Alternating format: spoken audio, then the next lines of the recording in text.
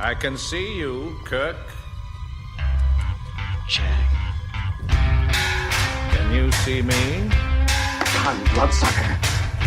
You're gonna do your own dirty work now. Do you hear me? Kill you! Set a course. For home.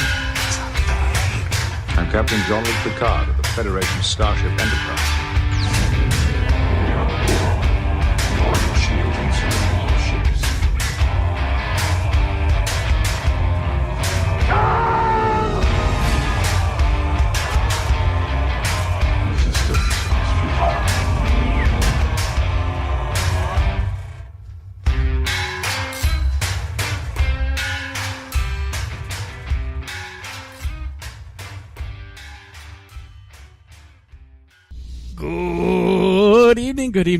Good evening, and welcome to another episode of the Trek Brothers podcast. Man, it feels great to be recording. I'm Chris. I'm Shaun.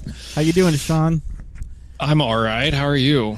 I'm not bad. Man, I'm excited to do this. I don't know why I'm excited to do this. It's because I haven't done it in a couple of days. I'm just longing for it. Just longing for it. We had some delays this week. Yeah. We had the State of the Union. That took precedence. Do you think there's going to be State of the Unions in the 24th century?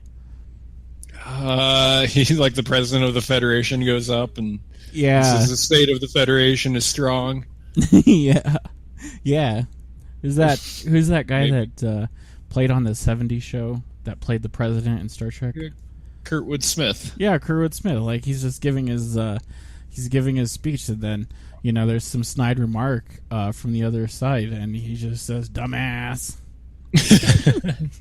Is there a president later on? Like, is there a president during the Next Generation era, or do we just see him in Star Trek 6 and that's it?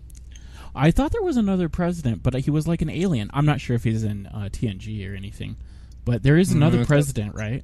I think so. I seem to remember. I remember one vaguely, but I don't remember who he was or where he appeared at. Kurtwood Smith was an alien too.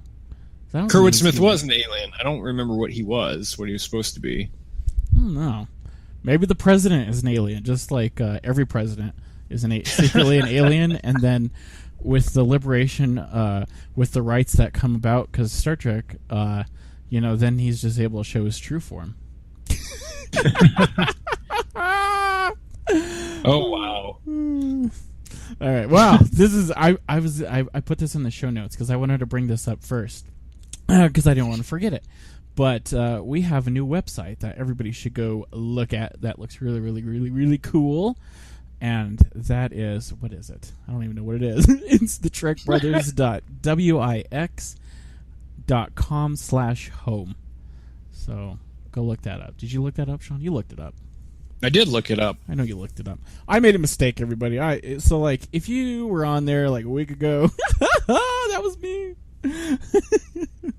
So yes, we are a weekly podcast, not a week podcast. It was a homonym, though. So at least I got the first four letters right. That counts for something, I guess. A for effort. All right, let's get to News Trek. All hands, brace for impact.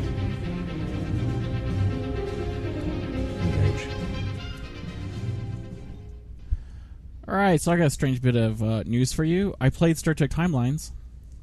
Oh, how's that? It was terrible.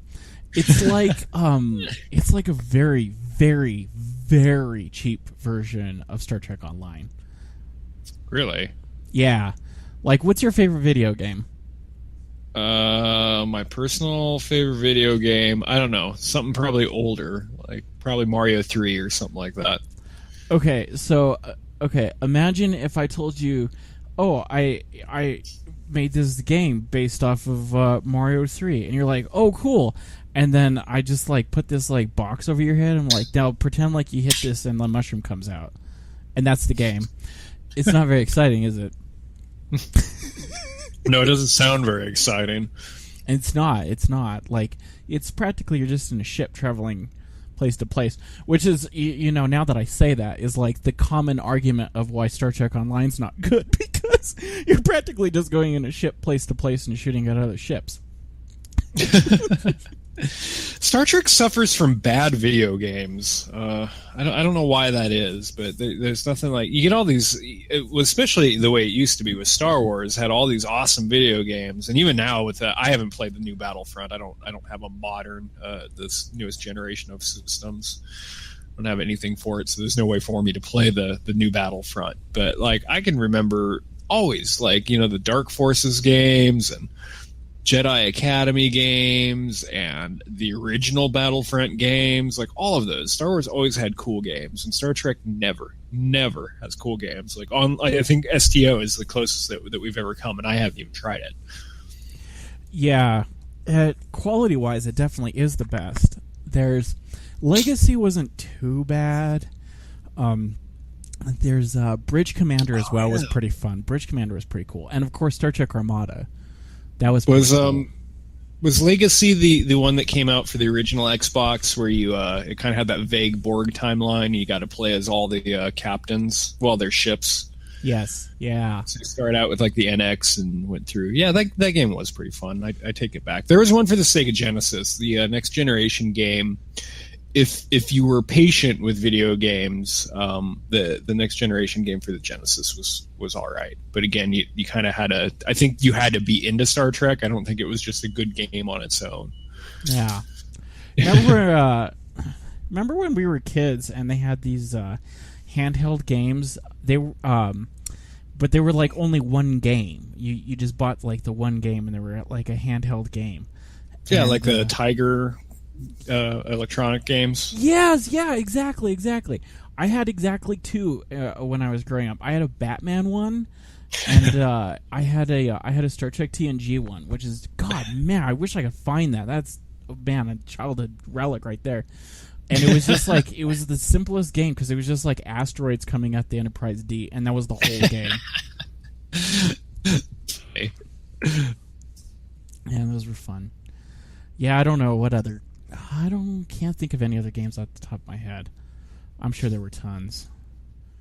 Oh yeah, I'm sure there were plenty. I'm actually looking up the Star Trek TNG Tiger game right now. It's pretty cool. It's pretty sweet. I think you got to play as Worf too, if I remember. Like, it only had like two like level things. Like, either you're in Enterprise D mode, and then like you were on the ground. Oh, that's interesting. Yeah, it was cool. God, I love that game. I like the Batman one too. I don't know what ever happened to that one. You gotta have like the Batarang. That's like that's like the coolest piece of bat equipment that has never been in a movie that I want to see is the Batarang. Yeah, it never gets used, does it? No, it's always the grappling hook. That's like the go-to thing. With the Batarang in Chris Nolan world would just be a boomerang. It'd just be like a giant boomerang. All right, we got some more news. Trek news. This is really cool. Star Trek: Wrath of Khan is coming out on in vinyl. Soundtrack is being released, and it has some really, really cool art done by Matt Taylor. That's very cool. Have you been able to see that? No, I haven't seen. This is news to me, and it's actually interesting news to me. Well, I mean, not that our other news is boring, but I'm very excited about this. But I didn't know anything about it before today. Yeah, it's cool. I'll post a link up on the website. Threw it in the show notes right now too. Yeah, it's what's really cool to me about it is on the cover art, it's obviously like Khan, but it's like Khan on this desert planet. It's just really cool. Song-wise, I don't know. It's $35, which isn't, I mean, for a vinyl, and for that, it's not bad. It's been out for one day. Came out on January 13th. Oh, yeah, I see that. Yeah, so it just came out. It's really cool. That's really cool artwork on the beginning, or on the cover, the beginning. Is that how many songs are on the original soundtrack there? You know that soundtrack better than I do. Oh, yeah, no, this is definitely expanded. I mean, right off the top, I don't think Amazing Grace is on the original one. What else is on here? I don't remember the name of everything on there. Like I said, for sure, Amazing Grace is not on the original soundtrack, but there has to be others because this one that I'm looking at is 23 tracks, and obviously it's on 2 different discs, vinyl discs, so it's got probably every bit of music that's in this movie. Now, it's really cool. I wonder if on the original soundtrack, because do you see at the bottom it says Spock dies, and then it has Spock. So I wonder if on the original soundtrack it just had Spock, or how that sound was. Or was it was dies in parentheses? See, and I don't remember Spock dies. I do remember Spock because that's the music that plays when they're in his quarters right after Kirk gets the message from Carol Marcus. And it's I always called it Vulcan music, but it's when Spock is meditating and they decide to give the ship to Kirk. Oh, nice. I didn't know that. Yeah, that's that little bit of music. This is really cool. I'm definitely going to be buying this. I might go look for it tomorrow even. That's sweet. Yeah, I'm glad they didn't ruin it. Do you remember when the Phantom Menace soundtrack came out and it had a track title called Qui-Gon's Funeral? Yeah, I do. You destroy the movie. Whoops. All right, what else we got? We have... Okay, this is a ridiculous part of news along the same lines of merchandise coming out. Man, I'm trying to think now. I think it was like our first or second week. I complained about a Borg refrigerator. Well, now there's a Borg backpack. I just don't know when it's going to end. Like, the Borg backpack's ridiculous because it has this like giant green circle on there.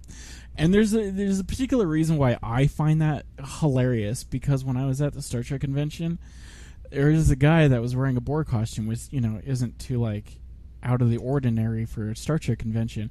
But his eyepiece was like that giant green eyepiece. So now I just like picture that guy and picture that backpack.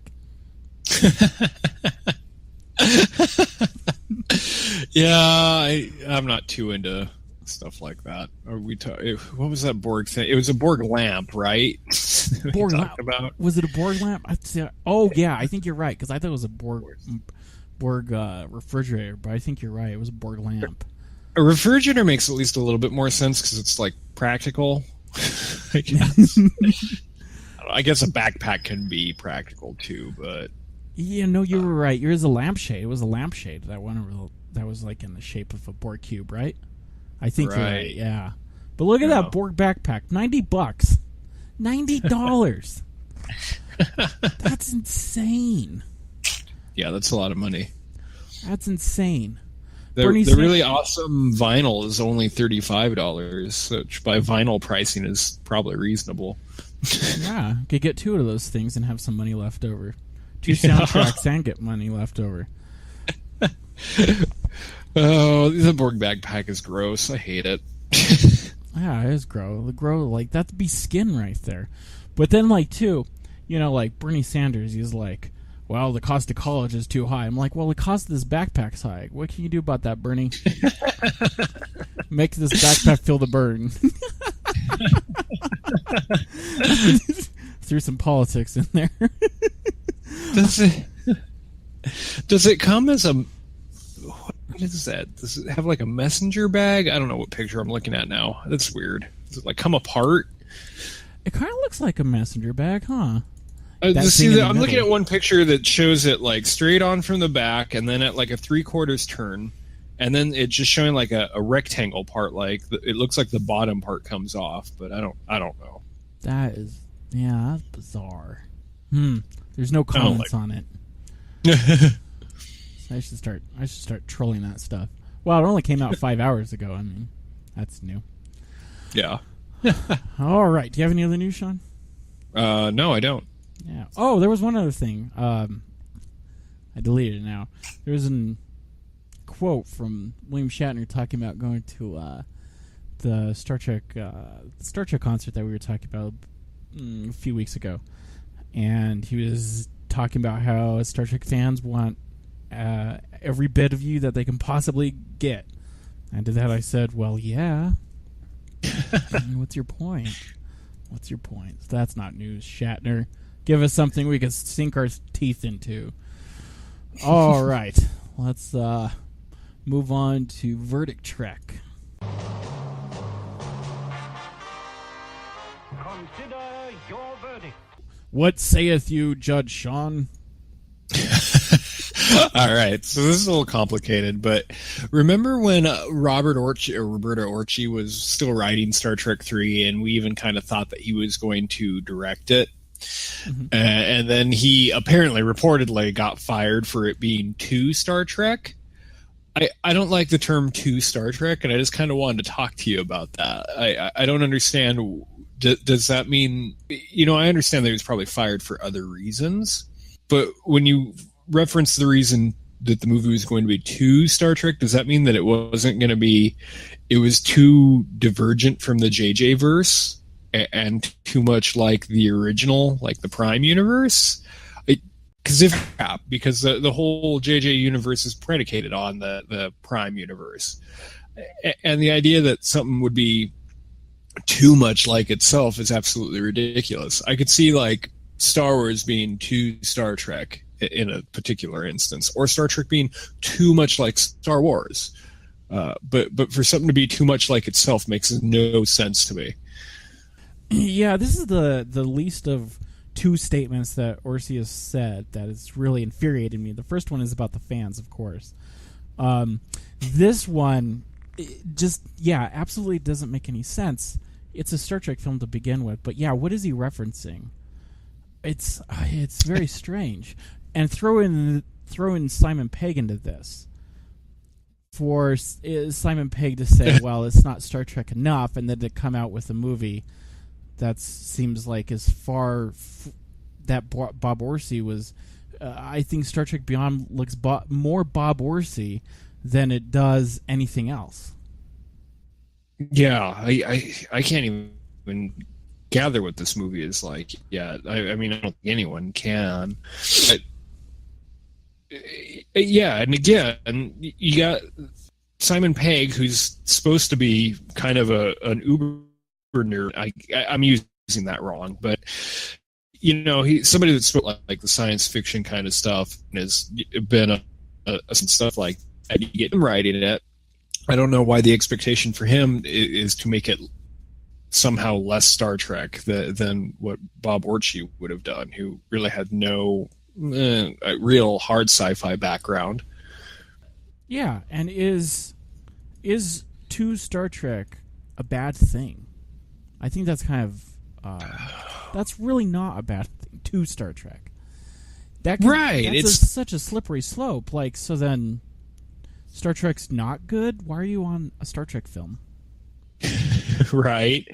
And maybe it goes into that whole idea that when they sat down to make the 2009 movie, it was, how do we get our wives to like Star Trek, and how do we get it as a broader audience? And so when this third one was coming out, or in that stage of production, they're like, oh, we're going too far into what it used to be, so it's not going to get that wide high gross of audience that everyone's going to want to see, and it's going to alienate the new fans that we've created. But I think the new fans that have come about because of these movies, there are already two movies in. I don't think a third one's going to really, throw them off of the Star Trek bandwagon at this point. No, I don't think so. And I can't think of an instance in which a writer has taken such a bold declaratory statement on a movie. I can't really think of a situation like that. Can you imagine, Kathleen Kennedy saying, this movie was too Star Wars? I don't know. It's so strange. What does that even mean? Right. For a movie just within a genre of a movie to be too much of itself. I don't get it. It's like if William Shatner is being too William Shatner. If William Shatner was playing a character on TV or something like that, they go, no, Bill, you're being too William Shatner for this role. Yeah, it's just, he reminds me of that angry that angry dude. Do you remember that was running for I think it was New York governor, and he said the rent is too damn high. Too damn Star Trek. That guy was amazing. But yeah, that's like, I had amazing. He had facial hair like the president of the. But yeah, so that's my verdict. My thumbs down verdict is 2 Star Trek doesn't mean anything. That's the phrase. No, not at all. Not at all. All right. Well, I have something kind of interesting going along with what you talked about last week for my verdict this week. I'm going to quote something here for you. Get ready, everybody. Chris is quoting poetry. Here it is. So nigh is grandeur to our dust, so near is God to man. When duty whispers low, thou must, the youth replies, I can. Do you know what that's from, Shaun? It's okay if you don't. Actually, that was Ralph Waldo Emerson.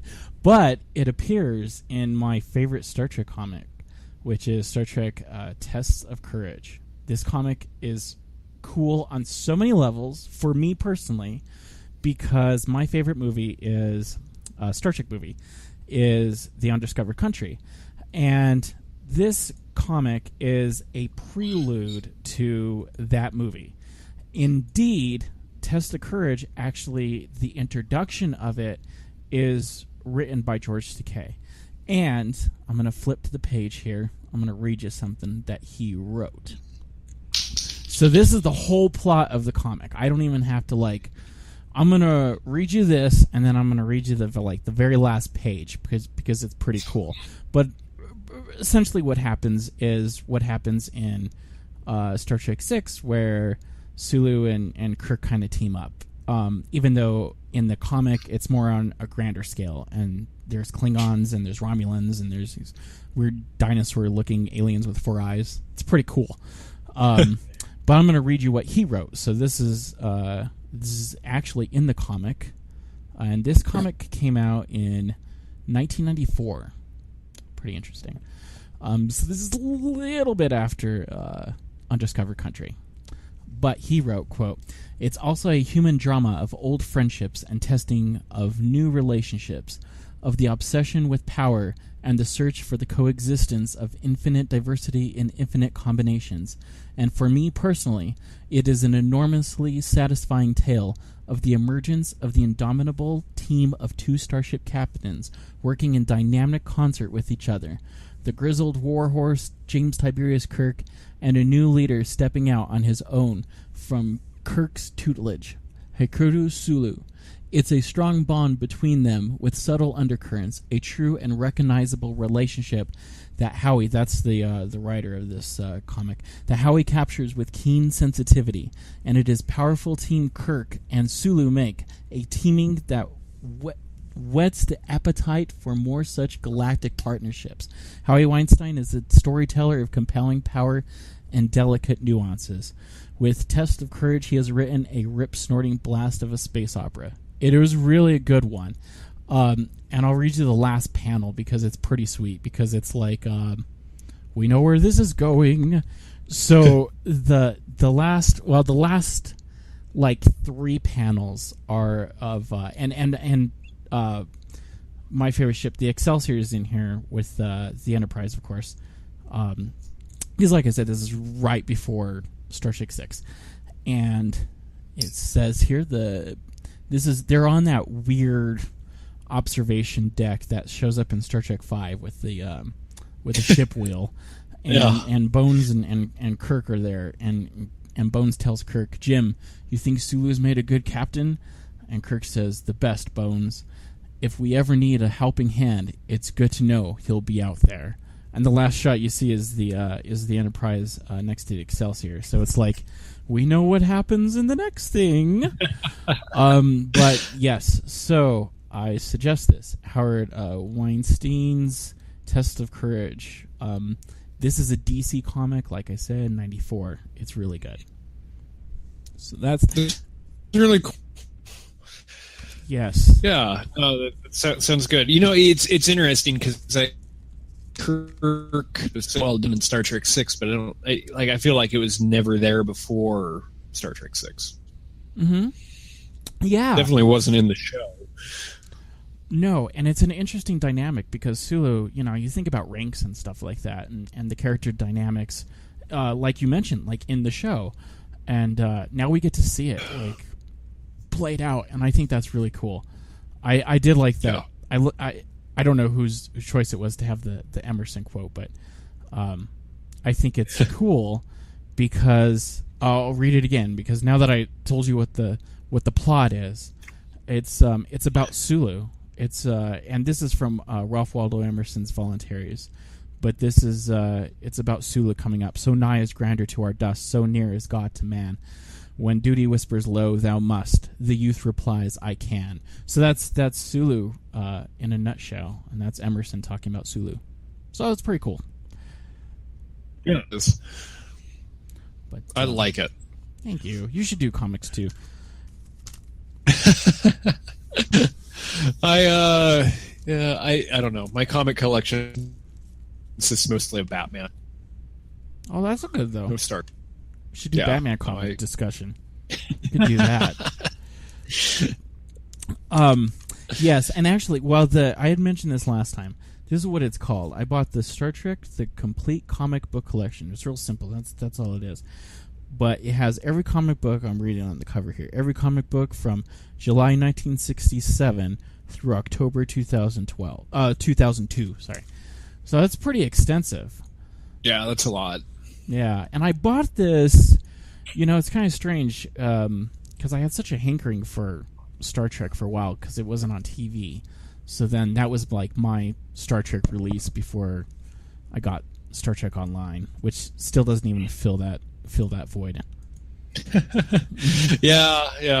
It's funny going from so much Star Trek when we were younger and it really first got into it, and now there's just nothing, kind of this big vacuum, and has been since Enterprise. And I didn't even watch Enterprise when it was first running. Yeah, except for very rare, like every so often I would watch it, but not hardly ever on purpose. Usually it was just on and I'd be like, all right, and then be mad. He wrote and just a little side, I've never read Takei's autobiography, but he was writing this at the same time, and he actually complains in this comic about not meeting his deadline, so he has to request more time for that. So it's pretty cool. Yeah, I have read his autobiography, and it's been a little while. I don't remember it very well, but I got it at my first Star Trek convention, or was he my second? I can't remember now. George Takei was one of the first I'd ever gone to. Nice. And I got his book there, and I got it personalized by him. Sweet. When I was too young to. Well, I wasn't too young to care, but I probably appreciate it more now than I did then. Yeah, totally. I know how that is when you're young. All right. Well, what do we got next? Well, we got an exciting show coming up. I love this. Let's get to Talk Trek. Warp drive isn't going to do us much good with this knife stuck in our belly. His brain is gone. Worf, you're a romantic.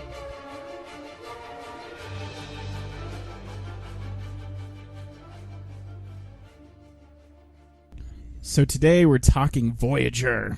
I love it. Parallax. This is a good episode. This is a great episode. So, what is? Let's start with the title. What is a? Do you know what a parallax is, Shaun? I'm sure you do. No, I have no idea. Actually, I don't. Okay, so say that say you're standing in your yard, and somebody is standing in front of you, and then somebody is standing 10 feet behind them. So when you move side to side, so you don't move forward, but you move left to right only, it appears in your visual periphery that the person behind that person in front of you the person behind is moving slower. And it's two objects. The object in the back is moving slower, and it appears that the object in front of you is moving much faster. When, in fact, they're actually moving, at the same speed relative to where you are. Okay. That's pretty interesting, because there's 2 Voyagers in this episode. Now, parallax has another meaning. Parallax is used by astronomers to calculate distances. And this actually didn't come about until about the 19th century, because in order to be able to do this, you have to have specialized equipment, because you're dealing with very finite distances to be able to measure parallax. But once you're able to do that, you are able to measure great distances. So the reason why I'm bringing all this up is, in the first definition, of course, on the surface, it applies to the fact that there's 2 Voyagers relative to each other, 2 different things moving relative to each other. You have the Maquis, you have the Starfleet. In the definition of astrophysics, you have 2 forces that couldn't be further apart from each other, two beings, 2 planets, and those beings are Starfleet and the Maquis on Voyager, in this confined space, in this finite space. To use parallax in that context is from the very forefront, shows the reason why I love Brannon Braga in taking that kind of fascinating, science-y, mix it up with good storytelling art. And that's what I love. But I just want to start with that. I had no idea. I didn't even bother looking up the title. You'd think that I would maybe want to look it up. I mean, it's how I don't know what the word means, but it never even really occurred to me. That's really interesting, though.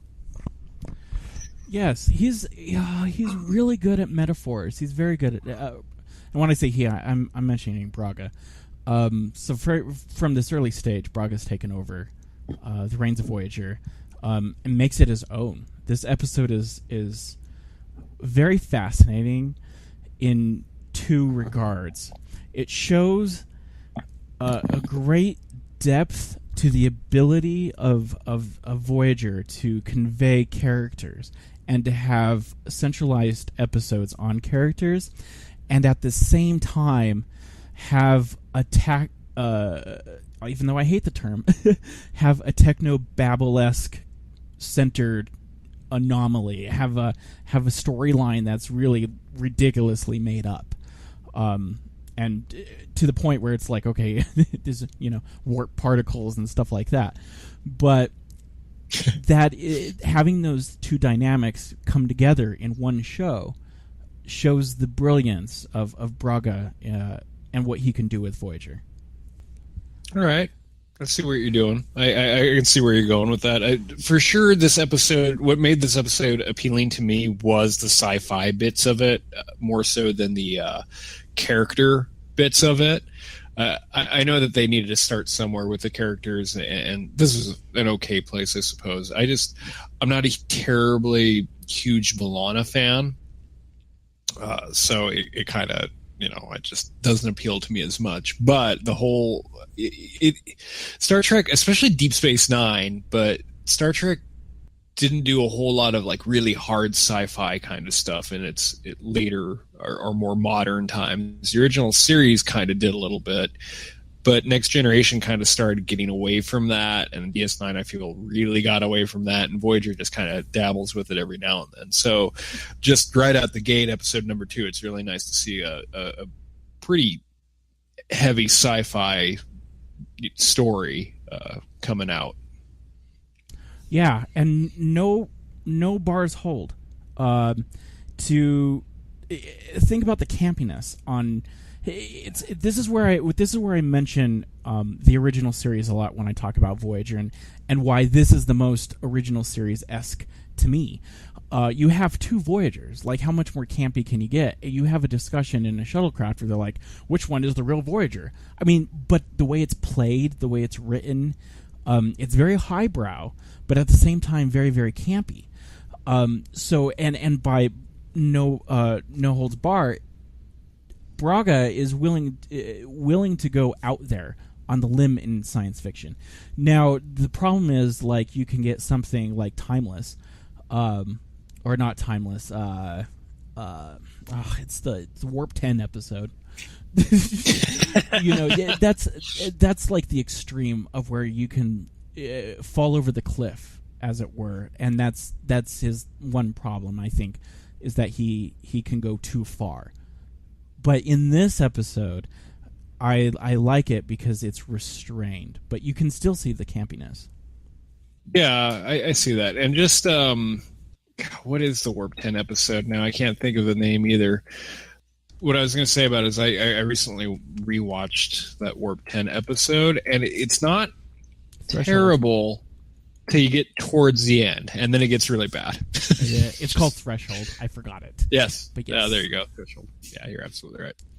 Yeah, that episode was better than I remembered it, but not like the ending really ruined it for me. But we'll get there eventually. Right now we're parallaxing where the ending of this episode did not make me feel too bad, even though it's kind of it's a Star Trek ending. It's really corny at the very end. Mm-hmm. It is too campy. The Doctor's a little bit redonkulous in this episode. The relationships, though. Okay, let's start with B'Elanna. It's interesting that you bring her up, because for me, I've never been a huge fan of Klingons anyway, and the Klingons females that have appeared in the show have always looked the same, and of course she's not full-blooded Klingon, which adds an interesting aspect to her character dynamic right from the start. So for me, seeing a Klingon like this, that's an intelligent Klingon that's able, to do this stuff with engineering and come up with these solutions to complex problems and stuff, is refreshing. I think in the whole breadth of what happened to the Klingon race in between TNG and Voyager. Right. Yeah, it is nice to see her. You don't see it too much in this episode, but it is mentioned in the first, in Caretaker, that she's not really.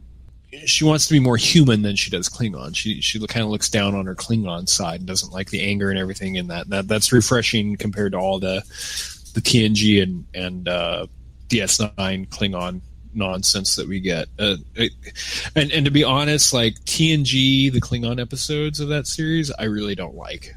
Those are some of my least favorite good episodes of that series. Yeah. Redemption's really slow to me. That's like the slowest episode. It's so hard to get through for me. I like the dynamic where this episode begins with Chakotay. I think it was a great start to his character of trying to bridge that gap between the Maquis and the Federation crew. And I think that Robert Beltrane's not given enough credit for what he did with that character, because that was a very difficult character to play, considering the position that he was put in. And I love how they bring in who's going to become, I'm not going to say main villain, because you can argue in Voyager that'd be the Borg Queen, but I really like how Seska starts to show up, how little by little this is her introduction, and you get this sense of Seska's anger at being in the Delta Quadrant and what Janeway has done to them, and I love that undercurrent. Right. Yeah. Whether they knew that what they were going to do with Seska yet at this point is, I don't think that they did know from what I was reading about this episode, but they knew that they kind of wanted to keep bringing her back. And where they ended up going with her is actually really cool. I do like the whole saboteur, double agent kind of story arc that happens.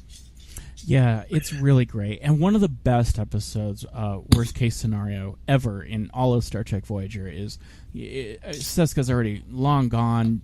not even thought of, and the Voyager crew uncovers this holographic novel, and it turns out that Seska, like years ago, found Tuvok's holographic novel and sabotaged it. And it's just it's just the vignettes done with her is just so cool. And then for her to be a Cardassian underneath Bajoran makeup, essentially, is just an added bonus. She is one of my favorite villains in all of Star Trek. I will say that. Yeah, she's good. You know more about her than I do, and remember her or I was going to say I certainly do remember her from when I was younger and watching Voyager. She was somebody that was clear in my mind and remembered a fair amount of her story arcs here in the beginning. Yeah, she's amazing. So this, how'd you feel about this Maquis crew? Because one of the things that I read quite extensively from people in reviews of Star Trek Voyager is that the Maquis crew should never have been integrated so early with the Voyager crew, that it should have been seen as more of a struggle. So, like, one way that you could do that is the Maquis crew, even in the second episode, are still wearing Maquis clothing. What do you think about that? Well, that part maybe not so much, just because at the end of Caretaker, they're talking about how they're two different crews, but they're going to be one ship. And by that point, they're already in the Starfleet clothing. And I don't think that the clothing and the uniforms was too early necessarily. I think the integration stories could have happened a little bit earlier on. I mean, this I think is fine as a second episode. I think it works all right, because it is that kind of matter of who are we going to put up in engineering and how are we going to do it, and then it does give you that nice little story arc of should it be a Maquis person or should it be a Starfleet person, and you get Chakotay and Janeway kind of arguing with each other, which is neat. I do like this as second episode, and one thing that I will say about this is that it's the season 1 closer. Learning Curve is the name of it. Okay, yeah. It's the one where Tuvok is with those 4 Maquis, like, lower deck crewmen. Yeah, I like the bullying in that episode. Yeah, he's doing, like, training with them to kind of get them more into following Starfleet regulations. I wish that episode had happened earlier on. It didn't necessarily have to be the second episode, and I understand bogging yourself down with Maquis episodes towards the beginning, but it could have been episode, 8 or 10 or something like that, and I think it would have melded a little bit better and brought that storyline to fruition in a little bit more of a reasonable way than season 1 closer. Yeah, I can see that. I'll buy that. Because I like that episode. I just think it happens too late in the season. Yeah, I could see that. I think it would have been more effective. I'll rephrase that. I think it would have been more effective towards the beginning of the season than at the very end. Maybe, would you have it, like, right next to Parallax? Because I think this is a defining episode. See, and I wouldn't have put them right next to each other because I wouldn't have wanted to watch Maquis episodes. How are the Maquis going to get integrated? All one after another. Yeah, I'd want to take a break and see something different for a couple episodes. Yeah, that's true. That's true. This is an interesting story too, because we can say that Maquis part is really the A plot. Is where I'm going to go with it. I'm trying to bring the Doctor into this because I want to talk about this too. Because this is an interesting thing, because I think the Maquis and the integration thing, like you said, and this is to illustrate this. you'd have to watch every single episode, which we are going to do, and listen to these reviews. We should also do like sections, like say like this is Voyager episodes, blah blah blah blah blah, our episodes, so you can follow along with the series to delineate a little bit better. But anyway, where I was going with this is that I really like what you said about how Voyager chose to bring the Maquis in at certain points, but they do this over the whole series in kind of a zigzag kind of way, in that could have been better. Indeed, I think what you'll say by the time we get to the end of Voyager is that they should have just had all those episodes in season 1, and that would have made like one of the best season 1s in Star Trek history. But in order to do that, where I was going with this is Star Trek suffers from a very I don't think it's unique to Voyager, because we've already covered a couple of episodes that have done this and other series. You could have done this entire episode and it would have been a 10 in my book. It's probably like a 9 in my book. Would have been a 10 in my book had you not had the Doctor plot. Why that's the C plot? Why the episode even needs a C plot? I have no idea. But that's where I was going with that long rant. I could see that, and it was like when we were talking about A Man Alone last week, where it's not as bad as that, but I see what you're saying, that there's a little bit too much going on. You're right. They could have done without the Doctor thing, because the Doctor storyline is really not fleshed out very well, and even it never actually even gets resolved, because at the end of the episode he's really short. And it's just like a little comedic relief thing. They're like, we'll get him fixed eventually. And you never actually see him get fixed. It's just the way they leave it. So it's just like this whole little like comic relief thing where he's getting shorter and shorter. But to do that, like the way they made that effect work is that you only see him getting shorter and shorter over a warped out like comlink, so you never actually see him in sick bay getting shorter, like compared to another person. So they didn't have to spend any money on that kind of effect. That's right. And it's such a shame. In the end, I mean, this is why I kind of look down on that C plot, and it has nothing to do with it being necessarily good or bad in this episode.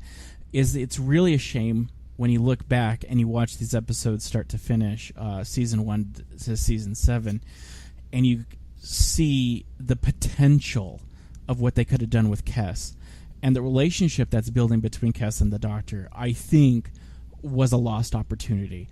In fact, it crescendos so much that by like season 3, season 4, it's really fantastic. It's really going strong. And when she's replaced by 7 of 9, it's a big loss. It's a terrible loss, because I think that exemplifies the character aspect that makes Voyager one of my favorite series.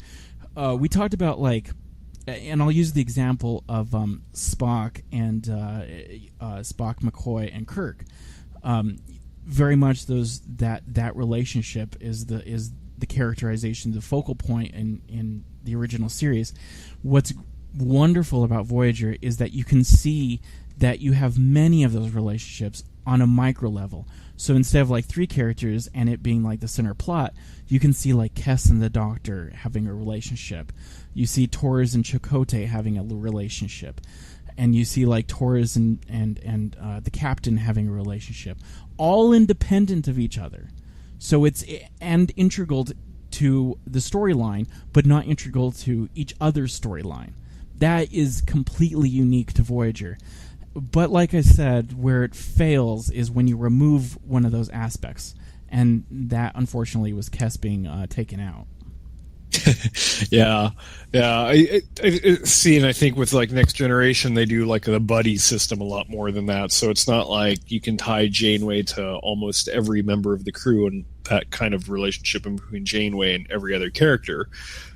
with Picard, you get Picard and Riker and Picard and Data, really, and then Picard and maybe Dr. Crusher, but the others, they kind of fall flat. But you get like Data and Geordi, so that's what I mean by the buddy system. You kind of get, they kind of pair off into little groups of people. It's not a whole kind of web of how everybody gets along with everybody else. Voyager does do that really well.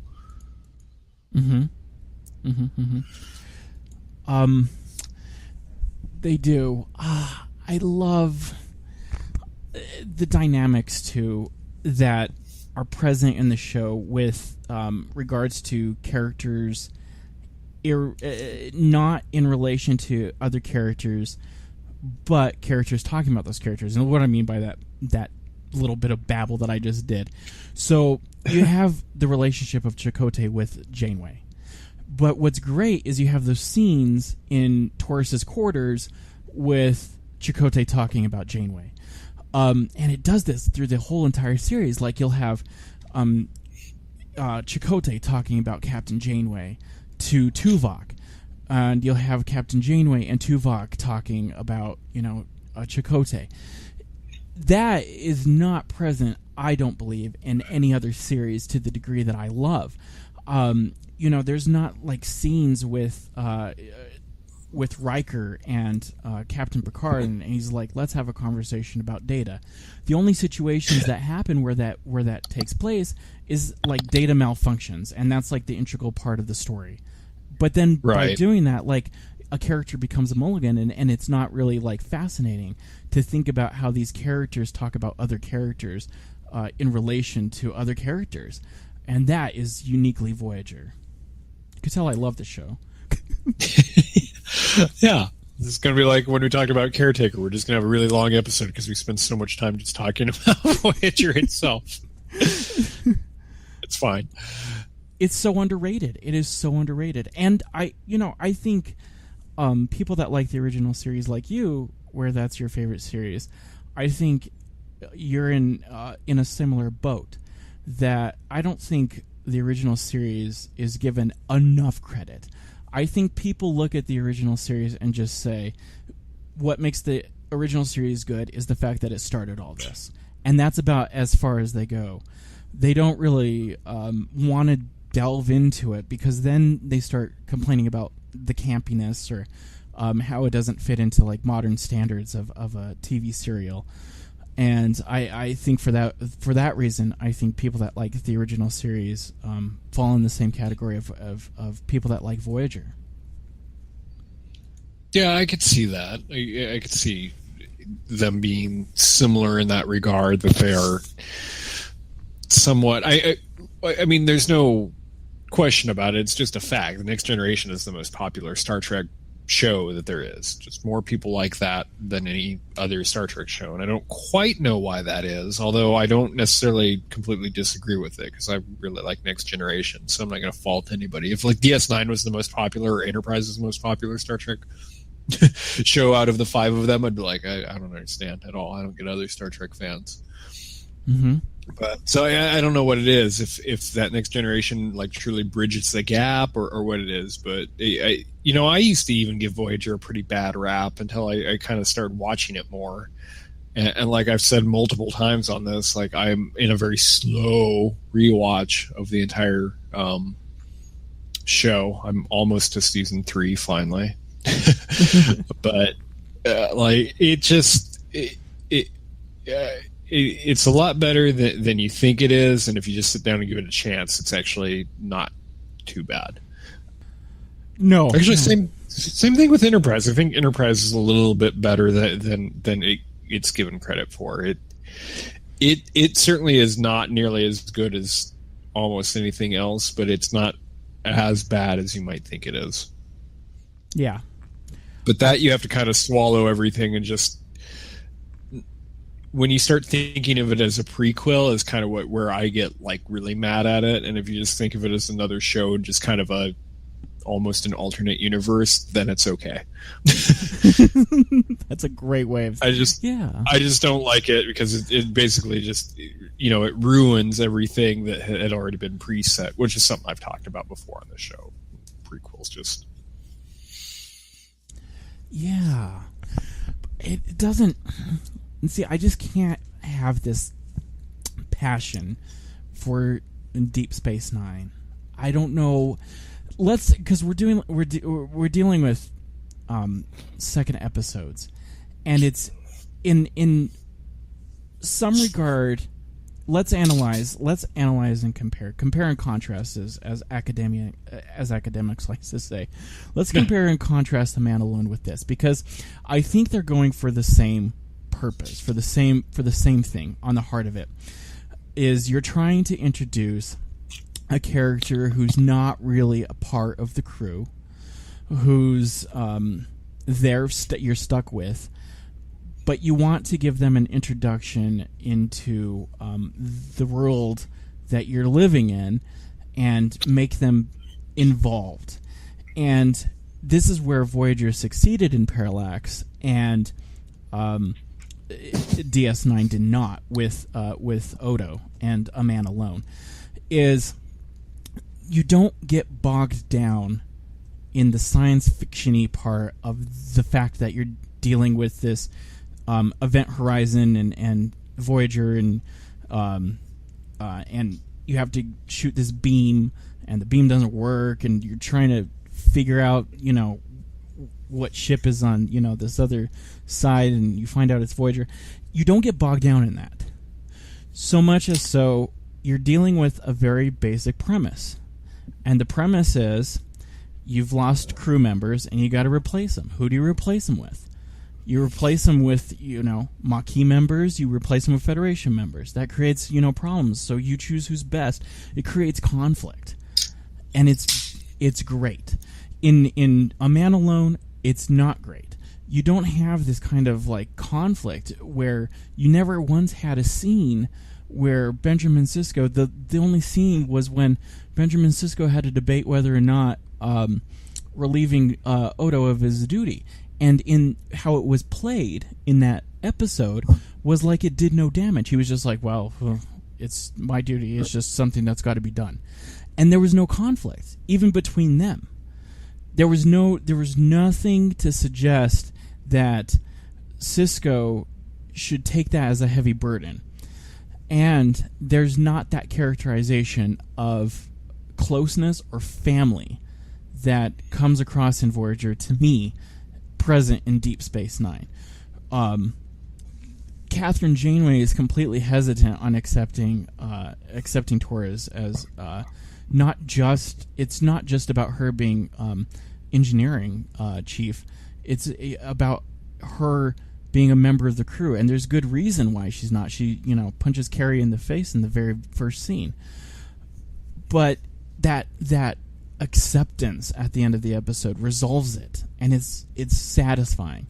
In Deep Space Nine, Odo is just like, oh, there was a clone, and they're like, yeah, it was a clone.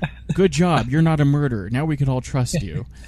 And that's how that scene was played, because they're all in Dr. Bashir's lab when they find out that it's a clone, and he's like, I know who it was, but it's not played like family. It's not played like family. And that's I know that's a really long explanation of why, one of the reasons why I don't like Deep Space Nine and I like Voyager, but it's really true. It's this sense of inclusiveness that comes across in Voyager.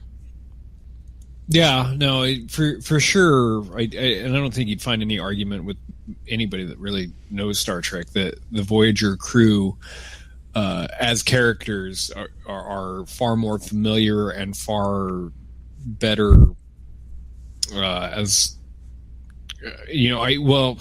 phrase it like this: they constantly refer to themselves as family, and that's a theme throughout the entire show. You never get that in any other Star Trek, I don't think. The closest that ever actually comes to it is Kirk, Spock, McCoy, I think. Mm-hmm. And that's where the benefit of having a woman captain really comes in. You get that sense of a motherly figure, very, very literal motherly figure that Captain Picard can't be. A better example than Captain Picard would be Captain Kirk, who obviously doesn't want to lose crew members. One of the best scenes in Into Darkness that I always tout as being one of the greatest is when Captain Kirk tries to catch the falling crew member. Captain Kirk is a man who will go to bat for his crew and will die for them and will do anything for them. He's always talking about his crew. But you don't get that sense of closeness that I think Janeway, because of who she is, can get across and portray. And for that reason, I think the series is fantastic for choosing a woman captain. I think that proves, in a lot of ways, the future that Gene Roddenberry was envisioning as being a wonderful future, that you can have that kind of closeness and that familial relationship without it. And it was never played like, it was never played overtly. She was never just kind of like, after this I'm going to go home and, we're going to go home so I could iron the clothes. It was never played sexist. It was played very, very nice. I love it. I know I've gone on a lot. Right. No, you're right. No, it wasn't played sexist at all. It was done very well. This brings back the idea of exploration, which we lost with Deep Space Nine.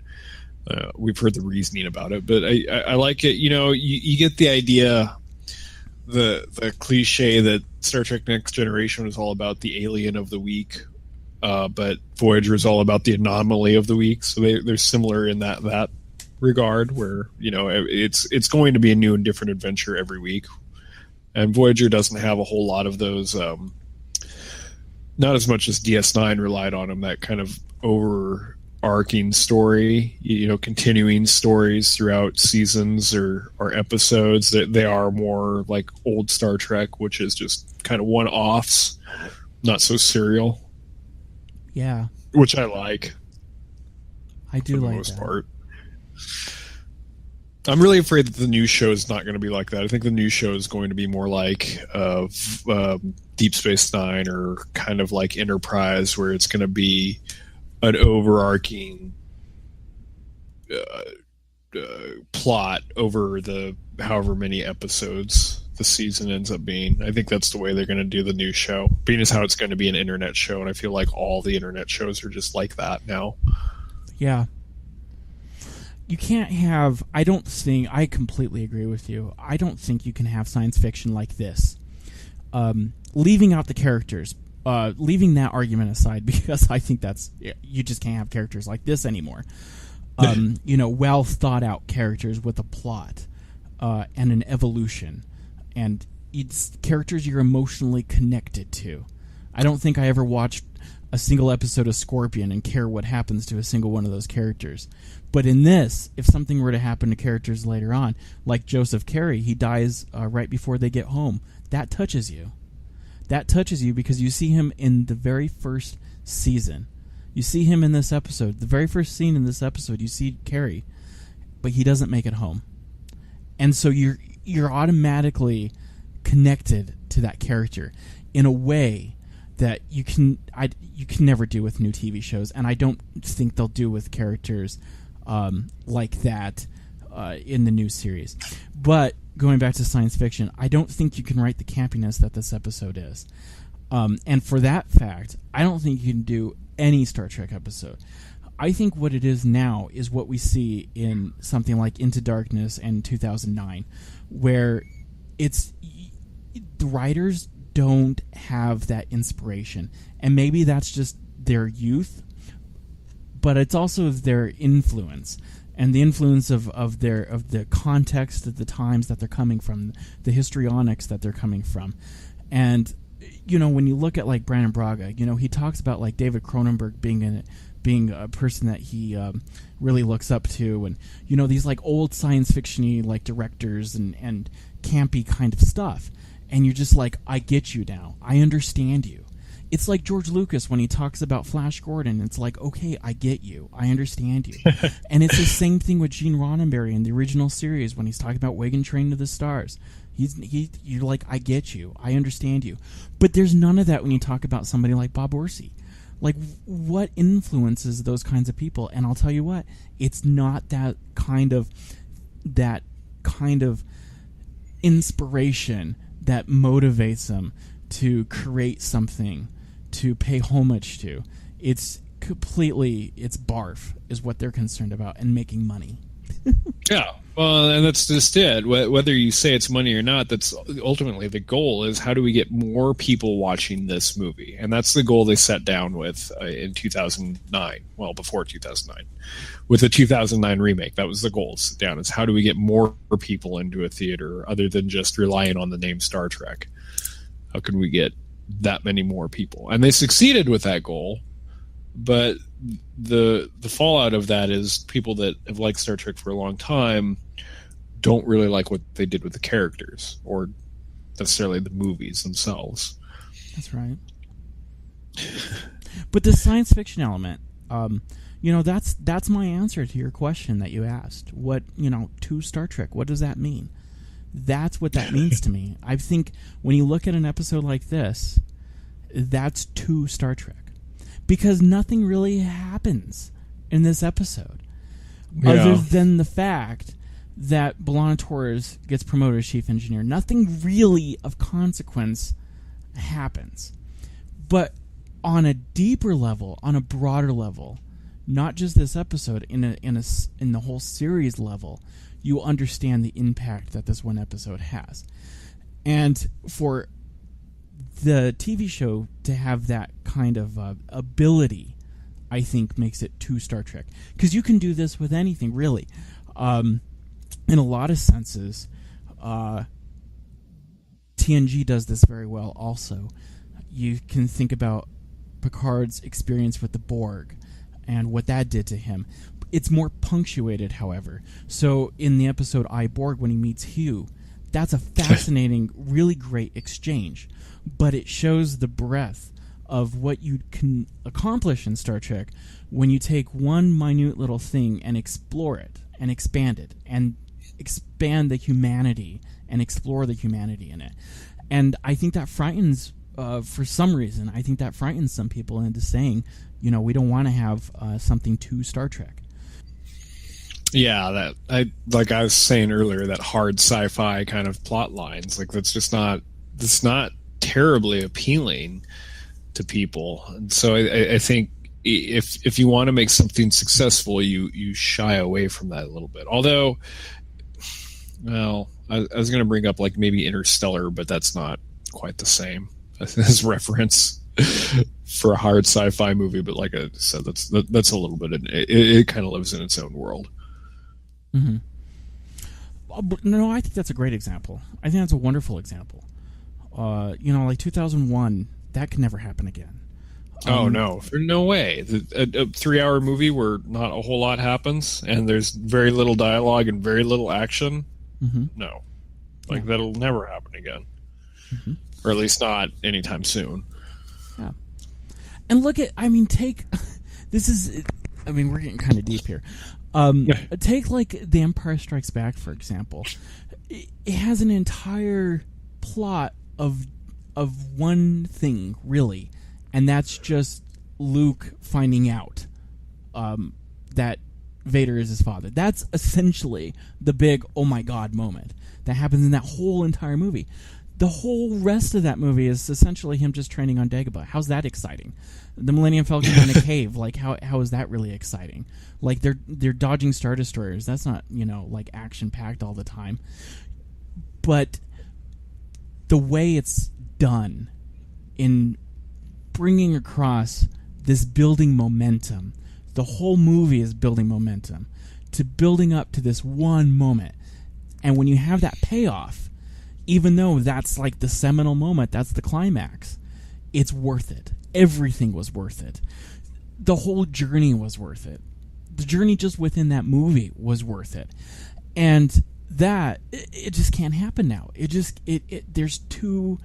There's too much going on now where we're so sensitized. Like in episode 7, I love that movie. I really do love it. But this comment's going to make it sound like I don't, but I really do love it. There's a lot. It's dense. It is the most dense Star Wars. It is the most dense of any of the Star Wars films. It's good though, but there's just like so much you have to take in. But I think because of the time that we're living in, it's okay. I think you can deal with it, and you're just like, okay, after seeing Transformers, I can deal with it. It's like when our friend talks about dissonance and harmony, because we heard harmony first, and then we developed dissonance. Imagine if we developed dissonance first and then heard harmony. It would be complete euphoria had that happened that way. And I think about movies that way. It's so unfortunate, because of technology and otherwise, that we didn't have Transformers before we had Empire Strikes Back. That's a true statement. That's a true statement. I like that. That's interesting. In this episode, you get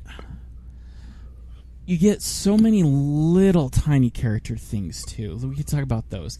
Like, I like how when Kess is at the meeting, and like Ethan Phillips looks at Tom Paris, and it's just like that look. It's just like, oh, what's gonna happen? And oh no, he's gonna get his Mac on. But they don't do it overtly. That's smart. Yeah, I thought that too, because that does become a plot line eventually.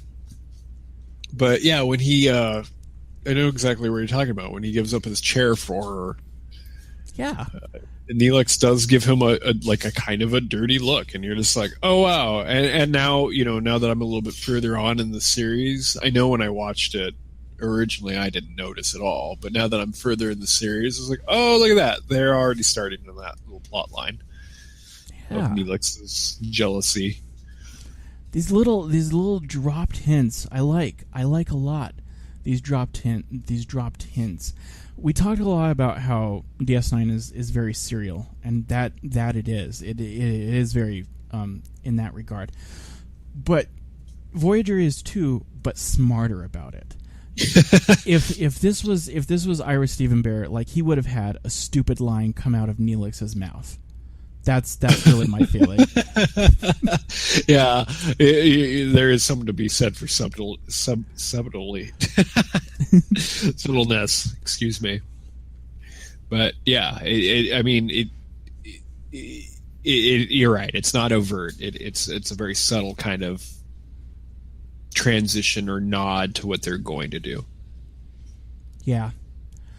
And this lets you in generally what Voyager is going to do with the. It didn't so much in the last episode, kind of with like the Badlands and stuff, but it does drop that hint ever so subtly that this is going to be a science fiction-y, campy show. Get ready for it.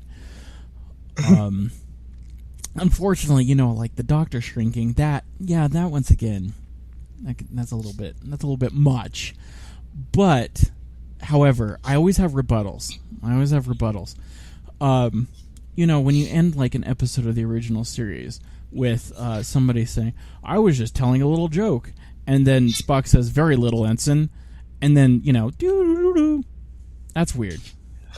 Yeah. So yeah. Campiness you can go as campy as you want. But anyway, I blabbed a lot. Let's you take it from here, Shaun. Oh well, that got really deep. I don't know where to go from all of that. I guess we could. Should we just go scene by scene and just talk about like what actually happens in the episode? Yeah, let's do that. So the episode starts out in kind of a humorous way. It is humorous. I said kind of. It's meant as a coda in a lot of regards, because the very last scene with the Doctor is of course humorous. It begins in sickbay, as I mentioned, with having just happened. B'Elanna Torres punching Lieutenant Carey in the nose. There's a literary device that's used. They do it in the best example actually is Star Wars: A New Hope. When the ships fly over in the very first scene, it's called momentum rest, in the middle of the moment. That's Latin, and this does it too in this episode. This is a beginning called Momentum Rest, where the action's already happened. So he's all bloodied, and he pops up. But what's great is from this very first scene, you not only get the fact that Torres is a raging bull, but you get a really great dynamic between Tuvok and Robert Beltran, where Tuvok is the law and order of Voyager, and Robert Beltran is really the peacekeeper. Right. Yeah. I never really thought about it, but like that. But you do get that good dichotomy between characters. Yeah. With the way they act, especially with Tuvok wanting to lock B'Elanna up in the brig and basically just keep her there for the entire journey, and Chakotay just being like, "You're crazy! Like, how is that going to be practical in any way whatsoever?" And then, of course, you immediately go into as soon as that little conversation ends, Seska and the other Maquis member just saying, like, if you want to basically throw a mutiny or something like that, we're right behind you. And he's just like, well, no, I don't want that either. Like, you guys are just as crazy. Yeah. It's risk assessment, really, in Chakotay's favor. Had he simply suggested, yeah, let's overthrow the Voyager crew, let's leave them stranded, what are they going to do when they get home? Right. How do you explain that to the wife when you get home? On a bigger level, though, on a more intrinsic level, it shows the transformation of Chakotay and how hard it must have been for him to have to know that months before he was prepared to die next to these people, and now these are the same people that he has to keep in line, and how for them it must look as though he's a traitor. It's very, very great way to have tension, but tension on a micro level. So this isn't just tension in between Federation and Maquis. This is tension between Maquis and Maquis. It's very, very great. Yes. And it explodes. Yeah. It explodes. It explodes over into what happens into Torres's quarters when he shows up to her, and he's pissed, and he yells at her, and it's him not fully giving into what you would expect somebody to give into, given their loyalties. What's great about this is how he looked upon Paris's loyalties in the previous episode, and it seems that he's you have a role reversal there. Right, it does. That's it's funny how you bring up that first episode and how he is very anti-Tom Paris, but they end up getting along by the end of it all, just because Tom does save his life. I don't really have anything else to say too much about that.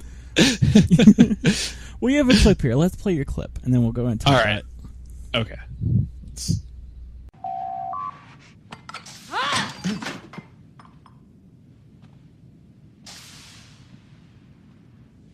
Here. What's this? The medical report on Lieutenant Carey. Lieutenant Carey is an idiot. When I tell you I don't want to hear it. You might be interested to know that the impact fractures along his cranium were pretty severe. If you'd hit him just a little harder, you could have driven some of those bones into his cerebellum. I didn't even come close to hitting him that hard. So on the one side, I'm facing a Vulcan who wants to court-martial you. And on the other, I'm facing all the Maquis who are ready to seize the ship over this. You've turned this into one lousy day for me, Torres.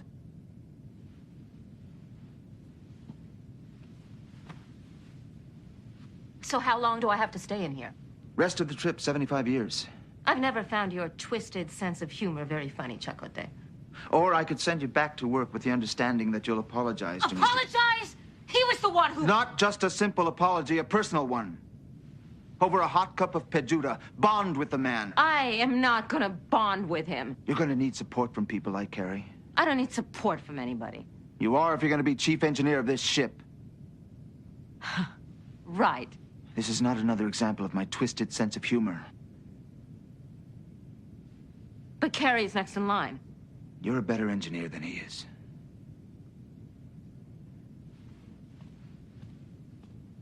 What does the captain have to say about this? She hasn't said a word. Because I haven't told her yet.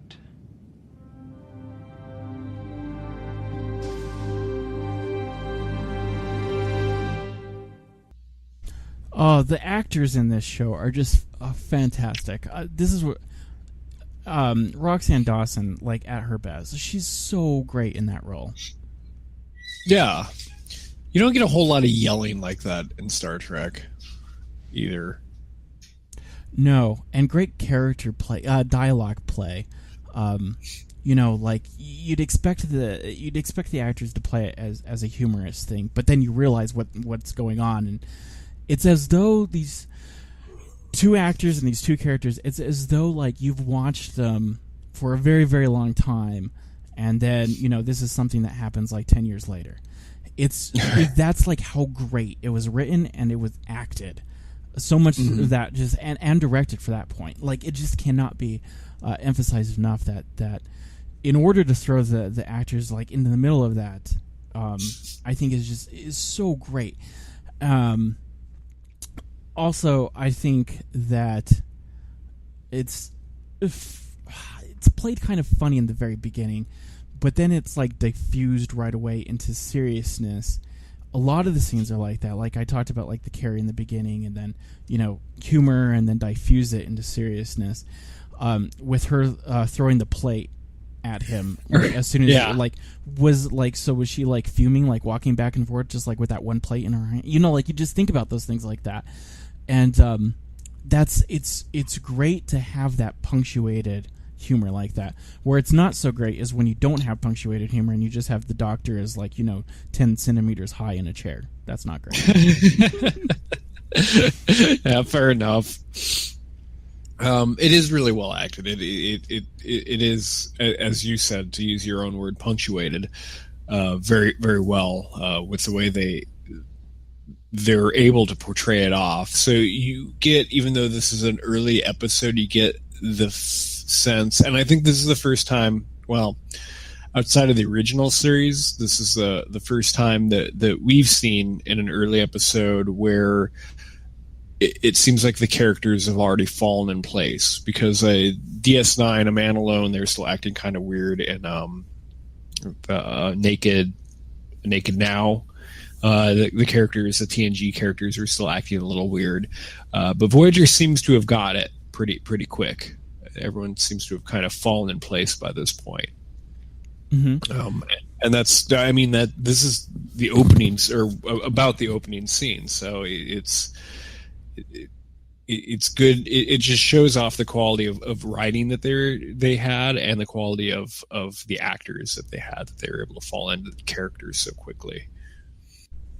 Yeah, absolutely. And how to kick it off so great, in Chakotay's favor to develop this plan in his head, because he hasn't even gone to Janeway yet, this cockamamie plan of getting her promoted, makes him kind of an interesting character, because you get this sense that he's looking for ways. He's a great leader. Like when I say leader, I don't mean like in the highfalutin sense that we think of, like George Washington kind of leader. I mean like your leader at like your boss at work. That you, how do you make a inclusive business culture? And Chakotay is like a CEO. You know, how do I get this as a functioning team? And you get that interesting level that's his role. That's what he's meant to do. That he has to do this for the greater good. Where you have this hierarchy, of course, where Captain Janeway's in charge, but Captain Janeway doesn't have time to, you know, go to sickbay and then, you know, have to deal with what's going on the bridge. At the same time, has to deal with Torres's crazy emotions, and has to go to her quarters. Has too much to do, so you have to have that kind of like low level, like you have to have that probably like a CFO, not a CEO, but he's like that. You really get that in TNG. you get the sense that Picard, you get the sense that Riker is more like a vice president. He's just kind of waiting for Picard to die. You get a sense in the original series that Spock is there to kind of analyze the situation and give the captain feedback, and much less so than to like be ready to jump in and take command. However, he's there if needed. In DS9, it's just a mess. Like you can't imagine like Kira really being like that. We've talked a lot about the concept of like being able to throw ideas off of somebody, and you can see that in all those, or you can even see that in T'Pol or Trip and Captain Archer. That sense that you need to have that person who can jump in. And, you get that sense in the very first episode with T'Pol. You get it at the end, and it's kind of twisted the way they go about it. But you get the sense that Archer can depend on T'Pol. He can depend on all of his crew. That episode's really about teamwork and getting together. Mm-hmm.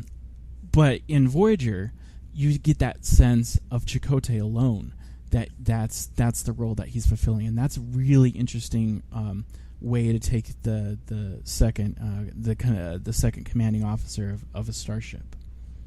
Oh yeah, absolutely. And you can tell at the end of that scene where he's like, I haven't talked to Janeway yet. You can tell that he knows that his idea is not going to be just a quick yes, that she's going to just agree with him. He knows that there's going to be problems. The way it's played off is that's going to be an uphill battle for him. But at the same time, it's a good idea. And as he says later on, we'll get, I think, to the clip about it here in a little while. It's just, if you don't allow any of the Maquis to be officers or hold actual like positions on the ship, they're never going to feel like they're actually a part of the ship. And they may not have the Starfleet training, and they may not have, spent their entire careers working towards that position, but you're going to have to do something, Janeway, to make this all work out. Because, they're going to be there for a long time, in their minds, 75 years, and it needs to work out somehow. Yeah. And you don't see it, which is great, and I love it. Because Janeway, in her own right, knows how to take the suggestions of Chakotay and turn them into applicable results, and how to get results herself. Because two comparable scenes is this scene that we just played, and Janeway with Torres in the shuttlecraft. There in this scene, you have Chakotay in his own right bringing Torres more inclusive into the crew, and Janeway likewise in the shuttlecraft. But when she does it, she talks about like that old professor that she had, and that kind of, I know where you came from. You don't always have to put on this defensive front, because I know that it's hard. But at the same time, like you were saying, she didn't arrive to that completely on her own. That, thank goodness for Chakotay, because you can see that he planted that in her. Mm-hmm. Yeah.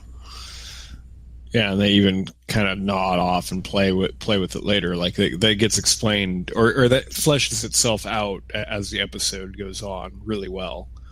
Just to kind of move on here, right? Because when we're talking about actual scenes, like we're still like, I think before the intro even. Oh gosh, yes. Okay, so let's talk about the hydroponics. I'll let you take over. I know it could go on forever. We get to the, like, what kind of forces the plot along of this is who's going to fill roles. They're all in the conference room, their conference room, and who's going to fill the positions for all these people that they've lost. Who's going to fill in for the doctor because the doctor can't leave? Who's going to be the engineer? Everything like that. Kes and Neelix show up, and I think, in my opinion, this is one of those things where, well, let's listen to it and I'll tell you about it. To be honest, we could use some excellent suggestions right now. I've been thinking that you might be able to convert one of your lower decks into a hydroponics bay to grow your own food. I understand that the replicators are down and that the emergency rations won't hold out much longer. What about Cargo Bay 2? It was designed for organic storage, and it already has adjustable environmental controls. When can you start? Me? It's your idea. It's your project. Right away. I can do some wonderful things with vegetables, Captain. My Farragoite goulash is known across 12 star systems. Oh, that scene to me is basically Kess. We have this character that we brought on. We have no idea what to do with her, so let's just make her start a garden somewhere on the ship, and that's what we're gonna do with her. And it was just give Kess something to do, give her anything to do, so we can write something about her. Because I do feel like they wrote Kess into a corner pretty early on. Yeah, it's not particularly a great scene.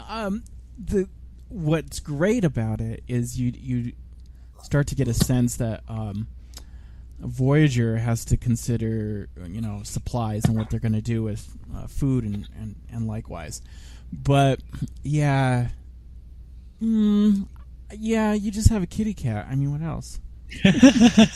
Right. And even that scene, I think the captain's log begins with, we're doing routine repairs on Voyager, assuming that there was a star base nearby us. So it's already kind of a frantic of how are we going to get through this. I've got another clip that's actually a part of the same scene. It was just later, and rather than playing them all at once, I just kind of wanted to say that thing about Kess and then go into this about Tom Paris. Regarding sickbay, we still need a chief medical officer. What about that electronic man down in sickbay? It is an emergency medical hologram, and its abilities are limited. It can only operate within the confines of sickbay. Not to mention its lousy bedside manner. Perhaps we should assign somebody to train with the hologram as a field medic. Good idea. Lieutenant, I understand you studied biochemistry at the Academy? Only 2 semesters. Close enough. You just volunteered to become a field medic. Report to sickbay as soon as we're finished here. But, Captain... Stations, everyone.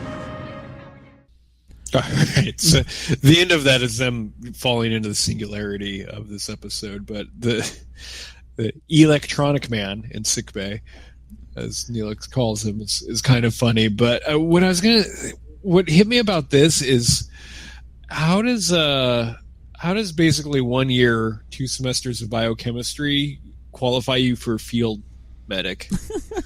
Right? Yeah, that is ridiculous. Did you ever have to take psychology in college? I took the psychology class that I took was children's development psychology. Oh, great! Yeah, it's children's development psychology. You're now a psychiatrist, Shaun. That's really like what I feel about this. Like, oh yeah. I had algebra. Oh, I'm a physicist now. Okay, yeah, I really agree. That's really ridiculous. I took a year of linguistics, and I don't know anything about. I don't talk all right most of the time. Oh, that is a funny scene. Garrett Wang has like nothing to do in this whole episode. I just realized. Not too much. He needs the smelling salts or whatever because he gets faint. He gets faint at the quintillion. Oh my god! So they hit the singularity. They all get out on the bridge, and they want to do something with. Is it a tractor beam or some? I don't know. Some they want to do something technical to get out of the singularity. It's not important.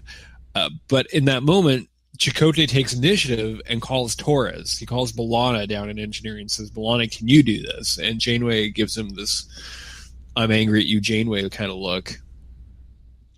And then we get this, right after the actions kind of subdue down, we get this Janeway, I need to talk to you in my ready room speech, which is this clip right here.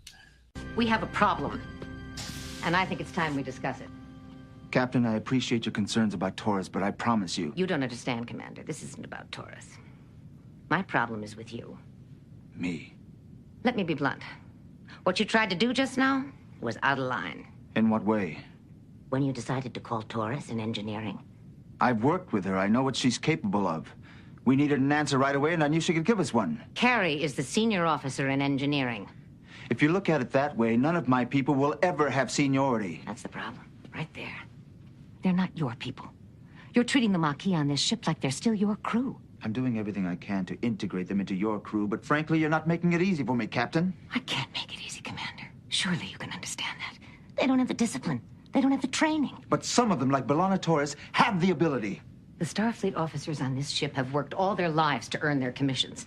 How am I supposed to ask them to accept a Maquis as their superior officer just because circumstances have forced us together?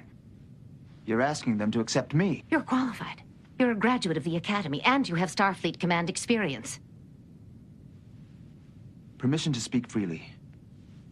Go ahead. I have no intention of being your token Maquis officer. Show me another qualified Maquis candidate, and I'll consider him. B'Elanna Torres. Who cannot control herself and who could not make it through the Academy. She's the best engineer I've ever known. She could teach at the Academy. You're right, Captain. I do consider these my people, because nobody else on this ship will look out for them like I will. And I'm telling you, you're going to have to give them more authority if you want their loyalty. Theirs? Or yours, Commander? I'm trying to help you. I'm sorry you don't see that. I strongly recommend you get to know Torres before you choose a new chief engineer. Permission to leave. Dismissed.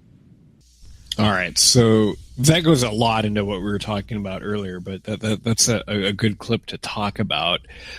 It's another one of those, like the first one that we listened to, where you get this Janeway Chakotay relationship, and exactly, Chakotay is looking out for the people that he knows, and he's trying to stick up for, in this case, B'Elanna, and says, B'Elanna has the ability to do this job, and in his opinion is the most qualified person. And Janeway, in my opinion, is kind of closed-minded at this point, and she only wants Starfleet people just because she knows them. She knows how Starfleet operates, and I don't think it's necessarily portrayed as she's keeping the Maquis crew down. It's just that she knows the Federation way of life or the Starfleet way of life and the Starfleet crew better. So she wants to promote more within than looking at the outside hire, if you will. That's I like that. I like that. The only thing I would add to that is that this is where you get the sense that from here on out, they have to throw the book out. I took it as, I like the Janeway closed-minded, but I also took it as Starfleet regulation, that you would obviously go for the person that graduated from the Academy, but her mind knows, and the situation calls for the fact that you can't do everything by the book. And in this instance, if B'Elanna is the most qualified, then you do have to consider that you don't have the luxury that you would have if you were in the Alpha Quadrant and you would just request a new officer that had that training. Right. But yeah, great analysis, but amazing scene. Again, with the actors. I mean, Kate Mulgrew is just fantastic there, and Robert Beltran, too. Mm-hmm. Yeah, absolutely. It's sad that Chakotay, and you can correct me because you're again more familiar with the show than I am, but it seems like Chakotay just kind of fades away as the show progresses, and they make him into such a boring character that you just don't want to care about him. And I don't know if that's because the Chakotay focused episodes are just not very good. The boxing one is the one that comes to mind with me, or what it is, but he's just not a compelling character. And I know Robert Beltran has had some problems, or is outspoken a little bit about that too. Shattered was a good episode. I'll say this, because I do agree with where I think the show went, and I don't think this has anything to do necessarily with Robert Beltran or what they were doing with him. It's not even necessarily too Borg. It was 2 7 of 9 by the end of the series. It was 2 7 of 9, where eventually you did have where when you did have an episode that focused on another character, you could not not have 7 of 9 in there. Take this episode for instance. Harry Kim's in here very sparingly. He's kind of sprinkled in here, but he's in there. What he does is what he does and what you'd expect him to do. You can never ever ever have a later episode where 7 of 9 was just kind of sprinkled in there. It just would not happen. And maybe that's just Brandon Braga just getting a little big in the pants there, and maybe that's him and how he found Jerry Ryan. I'm trying to be really diplomatic about this. He wanted to do stuff with her more than the other actors, figuratively and literally. And so when you have somebody like Robert Beltran, and it's not just Robert Beltran is what I'm saying, it's all of them. They all get sidelined by her. They all do. Even Janeway towards the end, you can't have. And I'm thinking of the episode. It's a 2-parter episode called Workforce at the end, which is completely a 7 of 9. I mean, it's completely a Janeway centric episode. However, a lot of the episode, the crux of the episode depends on the outcome of the episode depends on 7 of 9 and them getting out of this slavery, out of this slave institution essentially. And so it's in that instance, it's you can't even have an episode about the captain anymore without it devolving into something about it being about 7 of 9. That's just how it went, unfortunately. And that's why I say I don't think it's just Chakotay-centric. There's still vignettes towards the end that you have in the beginning with Torres and Paris and their relationship. That's strong. That's completely independent. But once again, it's then they had to bring in this, whole dynamic between, which was played better on the part of B'Elanna than it was on 7 of 9, but then, they're fighting in between them. But, it was played off a lot better on, like I said, on the part of B'Elanna, because then you get a sense of, we're both outcasts and we don't really belong. And that made, that was good. But then, of course, you had to have that story with 7 of 9. You can't do anything without 7 of 9. But that's what it is. Well, let me go on a little bit of a tangent here and just ask you, do you think Voyager got better or worse with the addition of Jerry Ryan? Or stayed the same? Oh, that's a really great question. No, I don't think it did get better. I think for me, that's where it stagnated. Because they got too... Yeah, that's where it stagnated. I would say that it was going in a crescendo. It was getting good, and then it just reached a plateau. And it never, overcame that plateau. Because suddenly, you had this, great character. 7 of 9 is a great character. But when you have the entire show be the 7 of 9 show, it's very, very hard. She had some great storylines. I'll have to say, some of the best episodes, I'll say it like this, some of the best episodes involve 7 of 9, and come, of course, because they involve 7 of 9, come at the later episodes. However, and one of the episodes is called One, and that's one of the best written ever episodes in all of Star Trek history is One. And however, you follow that episode right after that with a Borg episode, and it's just kind of how do we escape this? How do we escape this person who's dominated every single storyline? And it's not necessarily qualifying our later episodes. In my eyes, are later episodes worse than earlier episodes or better than earlier episodes? I measure it based off characterization, and you don't really have any after she's involved. You have her, evolving. You have nobody else other than her and the Doctor. That's it. It became her and the Doctor. Yeah. What do you think? Yeah. What do you think? Well, see, and that's just it. I don't know the later seasons very well. I've always known Voyager in the Kess years better than I have the 7 of 9 years, because when the show was out in its initial run, around the time that 7 and 9 came about the show, I probably unfairly, but I did start qualifying it as it was too Borgy. There was too much Borg in there, and I just got sick of it. And so I didn't pay as much attention to the later part of Voyager as I did the beginning part of Voyager.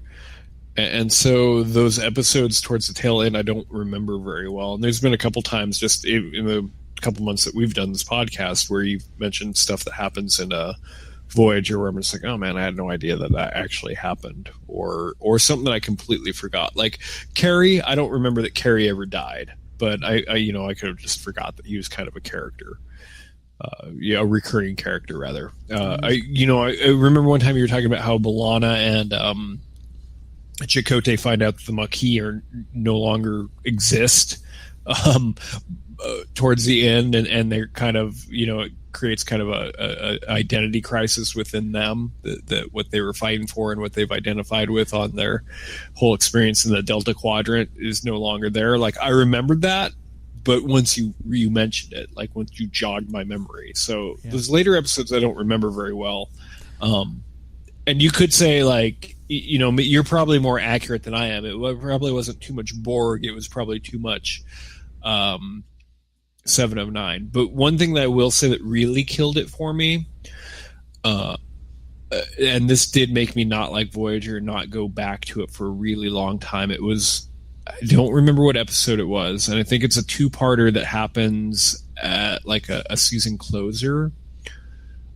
And it might even be the 7 of 9 episode, actually, where she gets introduced in. But it's the Borg and Voyager working in tandem together against, I think it's a later one, because I think it's against species 8472 or whatever. Yeah, no, that's her introduction. That's Scorpion. Yeah.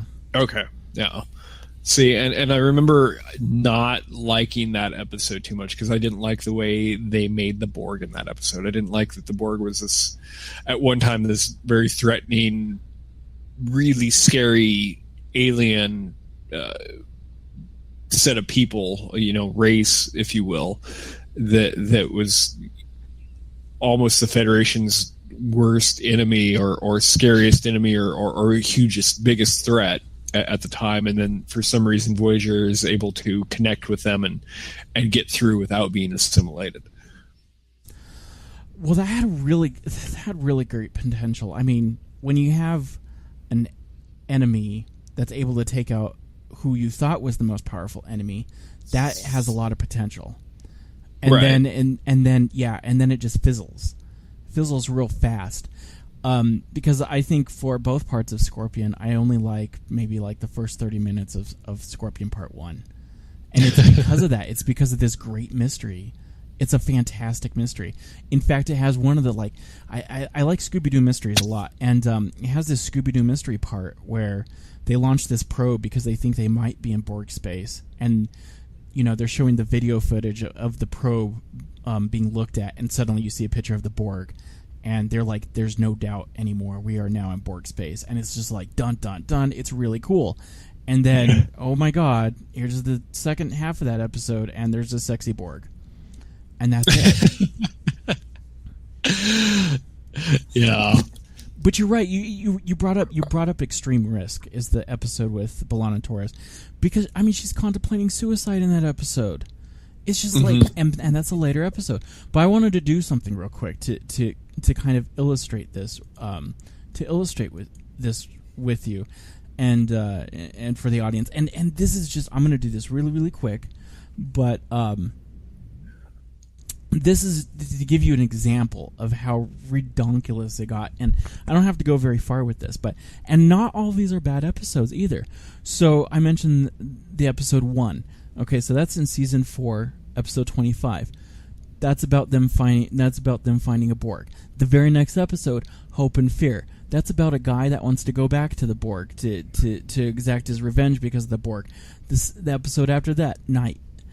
That's a really good episode. The episode after that, Drone. It's about Borg. Okay, so the episode after that, Extreme Risk. That's that good episode I was telling you about that. In the episode after that, In the Flesh. it's about Borg and species A472. The episode after that, Once Upon a Time. Okay, so then you have that's the episode where Samantha Wildman is she gets they crash on this planet. But the episode after that is timeless. So what's that about? 7 of 9 becomes the Mulligan, and they have to go to the ice world to uncover Voyager to save Voyager in the past by going, or in the future by going into the past, and they use 7 of 9 in order to do that. The one after that is Infinite Regress, where 7 of 9 is going through multiple personality disorder. So then the one after that is Nothing Human, in which that's a good one. Okay, so that's B'Elanna Torres centered episode. The one after that, 30 Days. That's okay. So then Counterpoint 2. It's a whole. Wait for it. It's a whole wonderful 4 episodes that we get without 7 and 9 until we get to an episode about 7 and 9. It's Bliss. So you get 4 episodes where you don't have to worry about 7 and 9. So Bliss is the one where it's like this. They call it the pitcher plant, where it's this species that projects on everybody on Voyager that they're getting home, except for 7 of 9's thinking, no, this isn't kosher. This isn't. You guys are all hallucinating. The episode right after that, Dark Frontier. This is 7 and 9 versus the Borg Queen is introduced in that episode. So, and then the episode after that, the disease. So you get like this thing where it's 7 and 9, 7 and 9, 7 and 9, and then 4 episodes of reprieve, and then 7 and 9, 7 and 9. Anyway, I know I did that but that's to illustrate that example. It seriously became the 7 of 9 show. Yeah.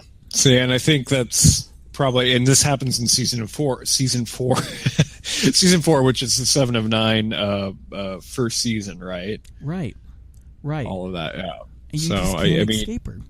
And it's because, sorry, go ahead. Well, I'll compare that to when we were talking about the season ender of Voyager, the Tuvok training the Maquis, and you were asking me like, well, would you put that like right after this episode or what? And I said no, because I don't want to see the Maquis that many times in a row, and it's just like that proves my point. I don't want to see a 7 of 9 centered episode that many times in the row, because that will just bore me out of the show.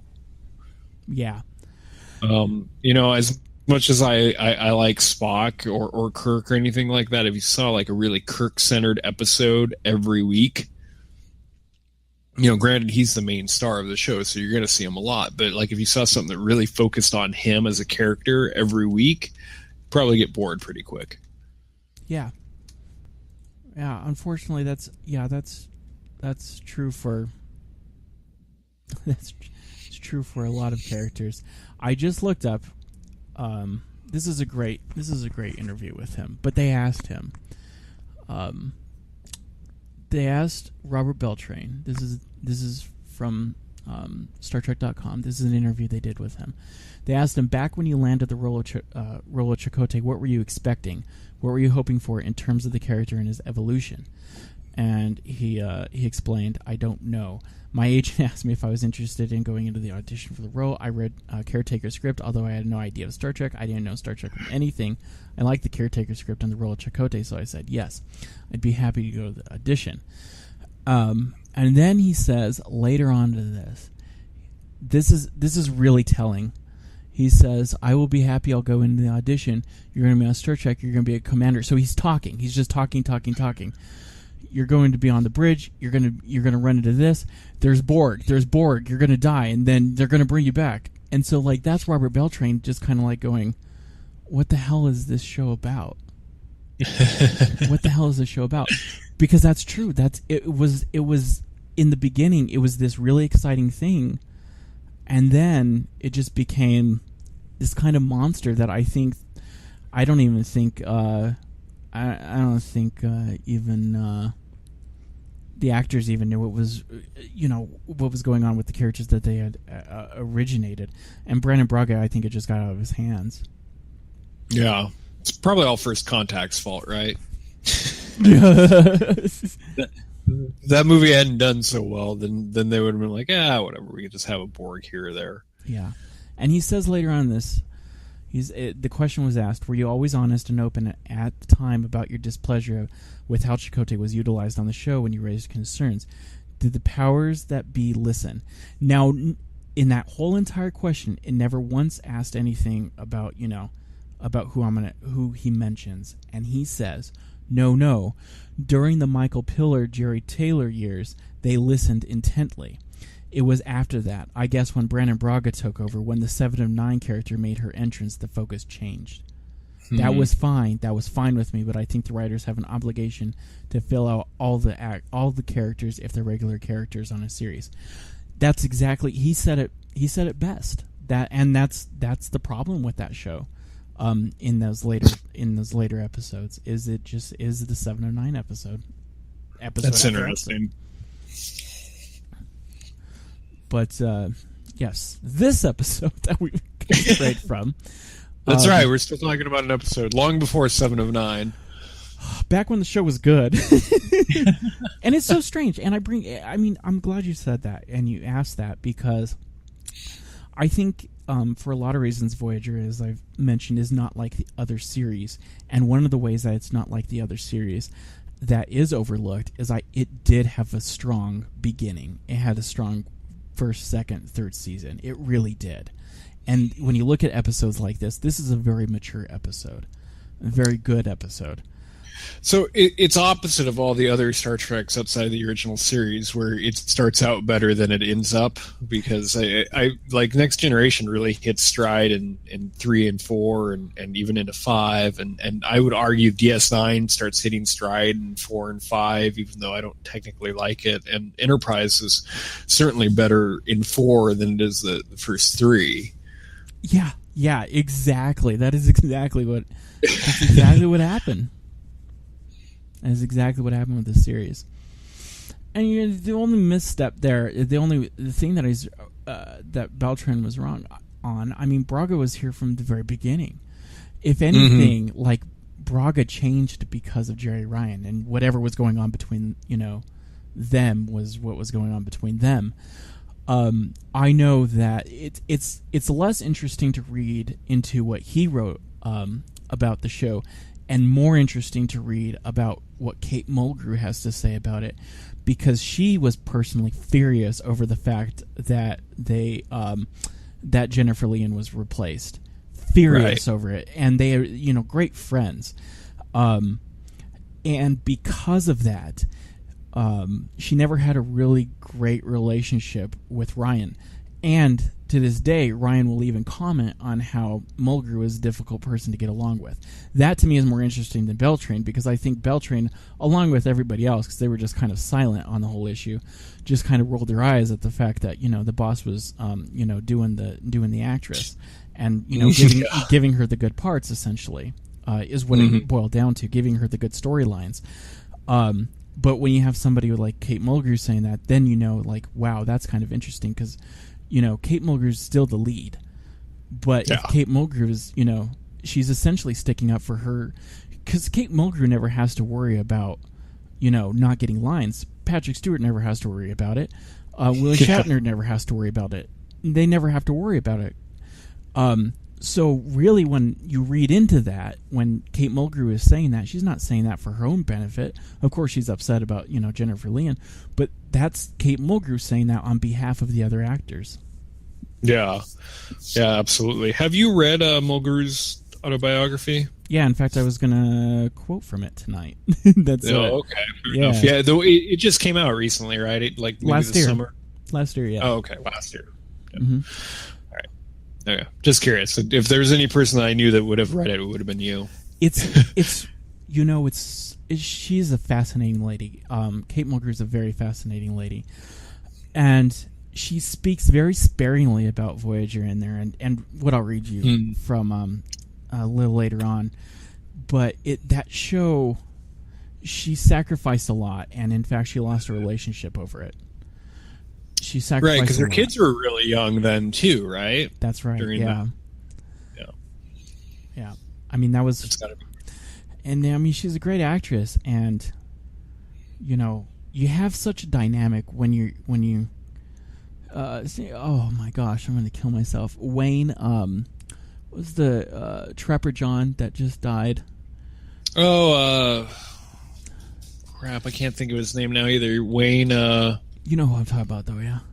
Yeah, I know absolutely who you're talking about. Trapper John McIntyre from the original 3 seasons of MASH. Yeah, when you have a guy like that integral to the part of the cast, and what happened was he wasn't able to resolve his contract, and they kill him off. When you have that, regardless of the personal things that are going behind the scenes, like they all became great friends with that actor. They all you become family with that actor, and that breakup on the screen is what's a reflection of what's going on in the background. And so when you have these first 4 years with Jennifer Lee and you take her out, that's really hard. That's really hard to deal with. Something like Jadzia Dax, I don't think it would be, because she's like up till like the 6th season, really. She's pretty late. Or is it the 5th season? 6. Or you're right, 6. Yeah, because there's only one with Ezri. Yeah, so I mean, with that breakup isn't too bad, and that actress was already burgeoning on Ted Danson over there. But was Becker worth it? But I don't know. I guess. Yeah, Star Trek or Becker was worth it. But yeah, I mean that's a terrible thing to have to go through, and then on top of that, salt to the wound is that character being replaced by another character, where day in and day out, the scripts are just catered to that actor. That's hard to deal with. Right. Well, I was going to ask you that too. Do you think if I don't know the exact, you know more than I do about what happened with Jennifer Lee, why they got rid of her, because I know it was when it happened there was a lot of rumors going on. It's like, oh well, she quit, but no, she got fired, and it was just kind of a cluster of what actually happened. And I never even really looked into what the real story was. But if she were to leave the show or get fired or whatever, do you think the show would have been just fine without her, without adding another character? So it could have just gone on without Kes, but without Jerry Ryan as well. Could have gone on with... Say that again. Without Kes, without Jennifer Lee, but also without adding 7 of 9. So you get rid of Kes, but you don't add in a replacement. You just basically like when Wesley left. Wesley was gone, or like when they killed off Tasha. It's just like they didn't replace Tasha with anybody. They replaced her position on the ship, but not with a completely new character, with a character that already existed. Yes, yeah, absolutely. If it was that, well, I'll give you the background on why she left, and it's not really. She got shafted, is what happened. But if it had to come to that, yeah, I would say don't bring in 7 of 9 and just have Kes leave. Yeah, I think that'd be fine. Yeah, and the point that I ultimately that I'm getting to, and I already kind of said in a roundabout way, is Next Generation lost 2 of its main cast members throughout the running of that show, and they never replaced those cast members with anybody. They just said bye and never felt the need to add in a new character. That's right. Well, this is where it gets. This is where the situation is screwed up. So, I've made I 7 of 9 is 7 of 9. I mean, she does have some great storylines, and as many as there are. If there's one character I've never really been particularly fond of, it's Harry Kim, and a lot of that has to stem from Garrett Wang himself. So, the story on Jennifer Lee exiting has a lot to do with him. Garrett Wang was actually going to be replaced. He was he was very difficult to work with. In fact, he was suspended in the 3rd season, if I remember. So if you watched the very last, because he wasn't showing up to work on time. So if you watched the very last half of season 3, he's just not there. He's just not there, and it's because he was suspended. The actor was suspended. But what happened was People magazine named him one of the 50 most beautiful people of the year, and they felt obligated to keep him on. The crappy thing is they were already going to fire him because of everything that was going on. So what they were going to do is they were going to fire him, and they were going to bring on Jerry Ryan. Well, you brought on Jerry Ryan, and in their eyes, you had to get rid of somebody, and so the person that they decided to get rid of was Lian, and they didn't renew her contract. So she got completely shafted by a person who, had they just got rid of Wong, they could have probably had Jennifer Lian there and just had a 7 of 9. I mean, I don't see the problem in that, like conflicting storyline or anything. That wouldn't have been a major thing, because the thing is Garrett Wong wasn't even showing up to work anyway. He was, probably not a very good person to be around as it was actor if you couldn't rely on him. So if he's not, doing his job, then you're not going to miss that person. So, the fact that they kept him and then got rid of her, that in by itself, that is a really jacked up situation. Fortunately for somebody, like Tasha Yar, where she leaves, there's no animosity after it. Like you had said, like they don't feel the need to replace them.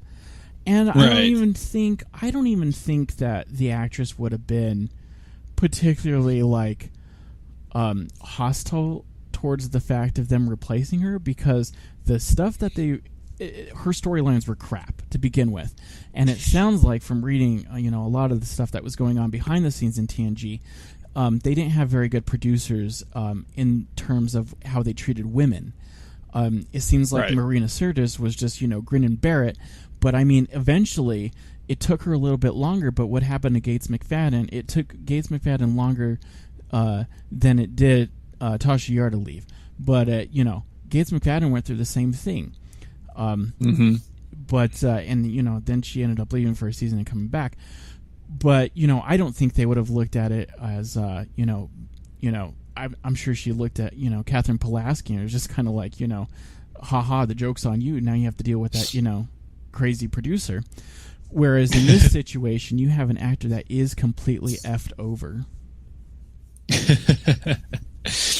Yeah, it's interesting. Oh, so much behind the scenes stuff. Yeah, man, we talked a lot about Voyager. Okay, let's get on with this episode. All right, fair enough. So we can run through it pretty quickly, because I think we've already said everything that we really need to say about this episode. But going off from where we left off with that little scene that got us on this tangent of the ready room, Janeway and Chakotay, Kes goes and gets her dirt for her garden from the doctor and notices that the doctor is getting smaller. Also, the doctor is a little crybaby because nobody turns him off. And he's also getting sad that everybody, they're using him as just a normal doctor. Yeah, so then he's talking to Janeway later on, a couple scenes down later. He's talking to Janeway, the doctor, about how everybody's getting minor sicknesses, like headaches and stuff like that. By this point, they've already left the singularity, or they thought they've left the singularity. So they're traveling to this planet that Neelix suggested that has this better technology or advanced technology, and could probably help them go get the other ship out of the singularity, because they don't realize it's themselves yet. So they're on the way. They think they're going to do that. They get sucked back into another singularity, not knowing that it's the same one yet.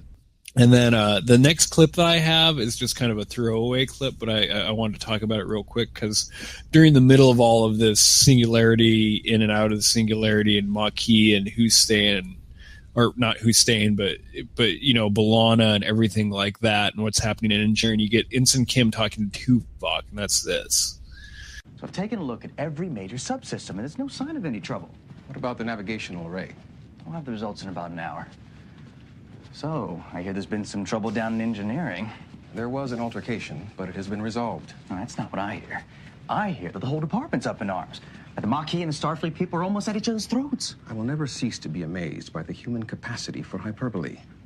The situation may be characterized as tense, but one could hardly say that they're about to become violent. Well, I just hope you're right. I mean, things are bad enough around here without... Ow! Are you all right? Yeah, I just have this splitting headache and... I better get you to sick bay. Dizzy, can't... Okay, so Kim also falls victim to the weird little headache, but the reason I wanted to get that clip in is because... So in the first episode, Kim gets almost taken advantage of by Quark, even though he's already like, oh, the Academy warned me about Ferengi, so he should already know about that.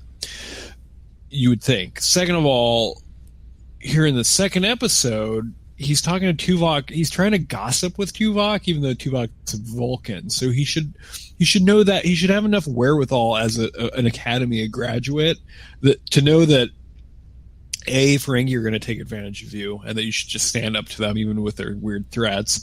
And B, Tuvok the Vulcan is not going to gossip with you about what's going on with the crew members in engineering. Yeah, that's right. What do they teach him? Like is he just dumb, or I don't understand. I just the early Harry Kim. You talking about how you're not really a Harry Kim fan. Like the early episodes with Harry Kim are kind of rough. Yeah, actually, even some of the later episodes with him. Well, not some of the later, just some Harry Kim episodes are just rough all around. I don't like what they did with him either. Yeah, I don't like him. That's all I was gonna say. Anyway, they realize that they're in the singularity and how they're going to get out. So they have a meeting, another observation lounge or whatever it's called on Voyager. Is it called the observation lounge on Voyager, or is it just called like staff room? I don't know. I think it is just called the staff room. I don't recall. I think it's just called the staff room. It's the equivalent of the observation lounge on the Enterprise D. Anyway, they're back in the staff room, the meeting room, and they let B'Elanna Torres come with Carrie, even though Carrie gives her like a little like high school threat of just like, you don't say anything, I'm the chief. If they talk about engineering, it's me. Which I don't have that clip, but that's kind of how he acts. Which is that's like exactly what he says. Yeah. Starfleet people are not the nicest in the world, but this is the tail end of where Janeway starts seeing the benefits of B'Elanna and her knowledge and her ability. You're sitting at the bottom of a pond, which is frozen over. And you look up at the surface and you see a reflection of yourself.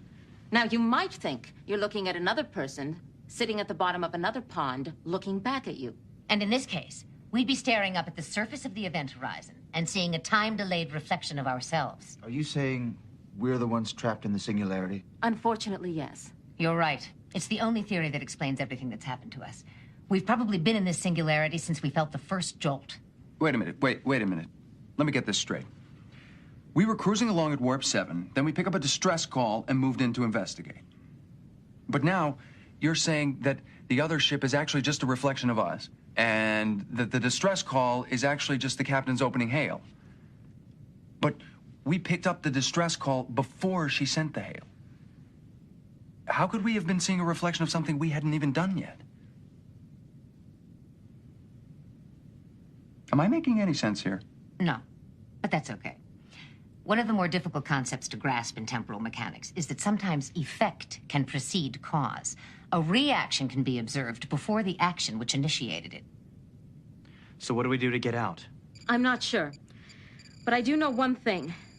That as we slide deeper into the singularity, the spatial distortions are increasing. According to my calculations, within 9 hours, they'll crush the ship. If your analogy is correct, how do we get through that sheet of ice? Look for a crack. Or make a crack. Take something and smack it into the ice until it buckles. Wait a minute, what if we've already made a crack in the ice? When we first entered the event horizon. If we could find our entry point, we might be able to slip out the way we came in. So, we'd be looking for a subspace instability in the event horizon. What would make it show up on our sensors? Warp particles. If we saturate the event horizon with warp particles, we might be able to see them escaping through the rupture we made when we entered. Oh, that scene, I understand why it's there, but this does kind of bother me where towards the end, they're kind of finishing each other's sentences, and then they say warp particles in unison. That's a bit too much for me. Yeah, it's a bit corny. This kind of scene is called a pointer scene, where you explain the situation, then what you're gonna do. So, like in a lot of movies have pointer scenes, like in Return of the Jedi when they talk about what they're gonna do for the Death Star. That's a pointer scene. But yeah, this is another pointer scene, or like it's a shorter example, but when Captain Kirk is telling Lieutenant Savick about how you can take control of Reliant, that's a pointer scene. But yeah, I agree. It gets a little ridiculous when they say the word at the same time. Oh yeah, they just get a little excited.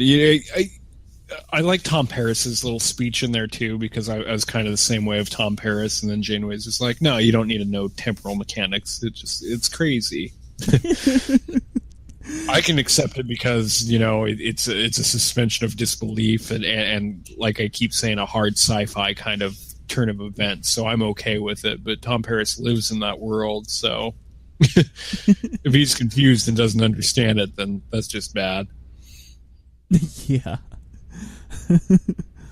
One of the more difficult concepts to grasp in temporal mechanics is that sometimes effect can precede cause. That I'm glad Cause and Effect, the episode of TNG, didn't go that crazy with that kind of talk. Oh my god. No, yeah, it would have been crazy, weird, and rough. They kind of, in that episode, because it's really similar to this in that regard, of what's going on, cause and effect kind of wise. In that episode, they like all resolve the whole thing in 5 minutes.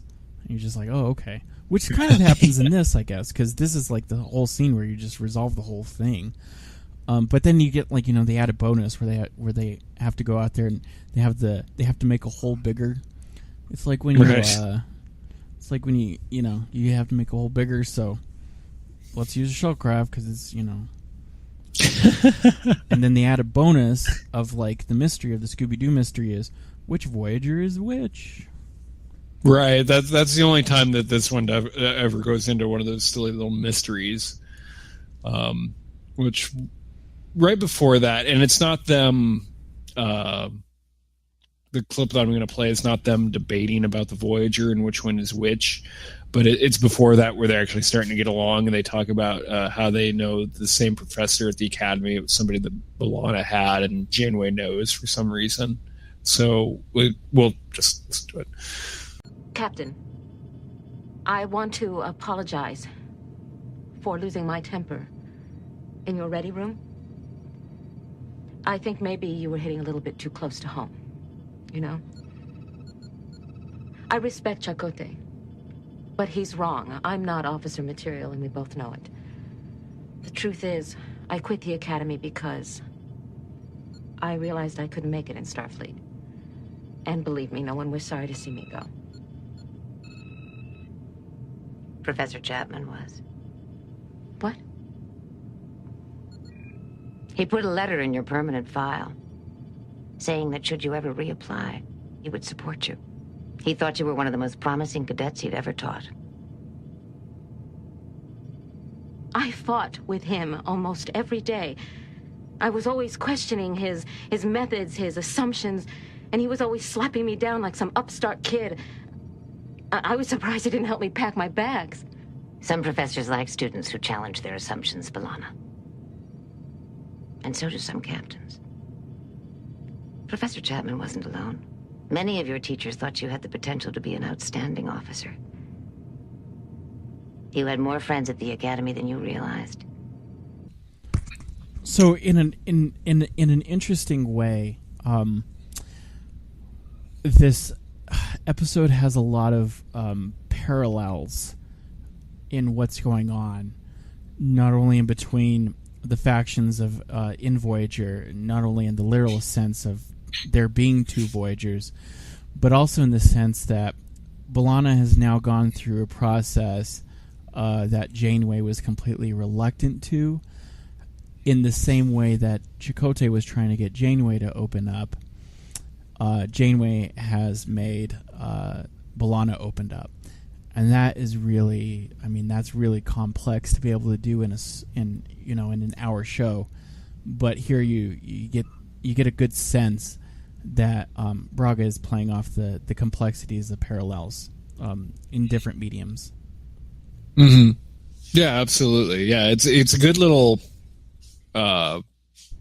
conversation where again, like that Ready Room scene that we listened to earlier with Chakotay and Janeway, where it kind of develops the two of them and lays that kind of foundation for a relationship that will happen throughout the show. Voyager is really good at that, especially from the beginning, just to, keep restating what we've already said.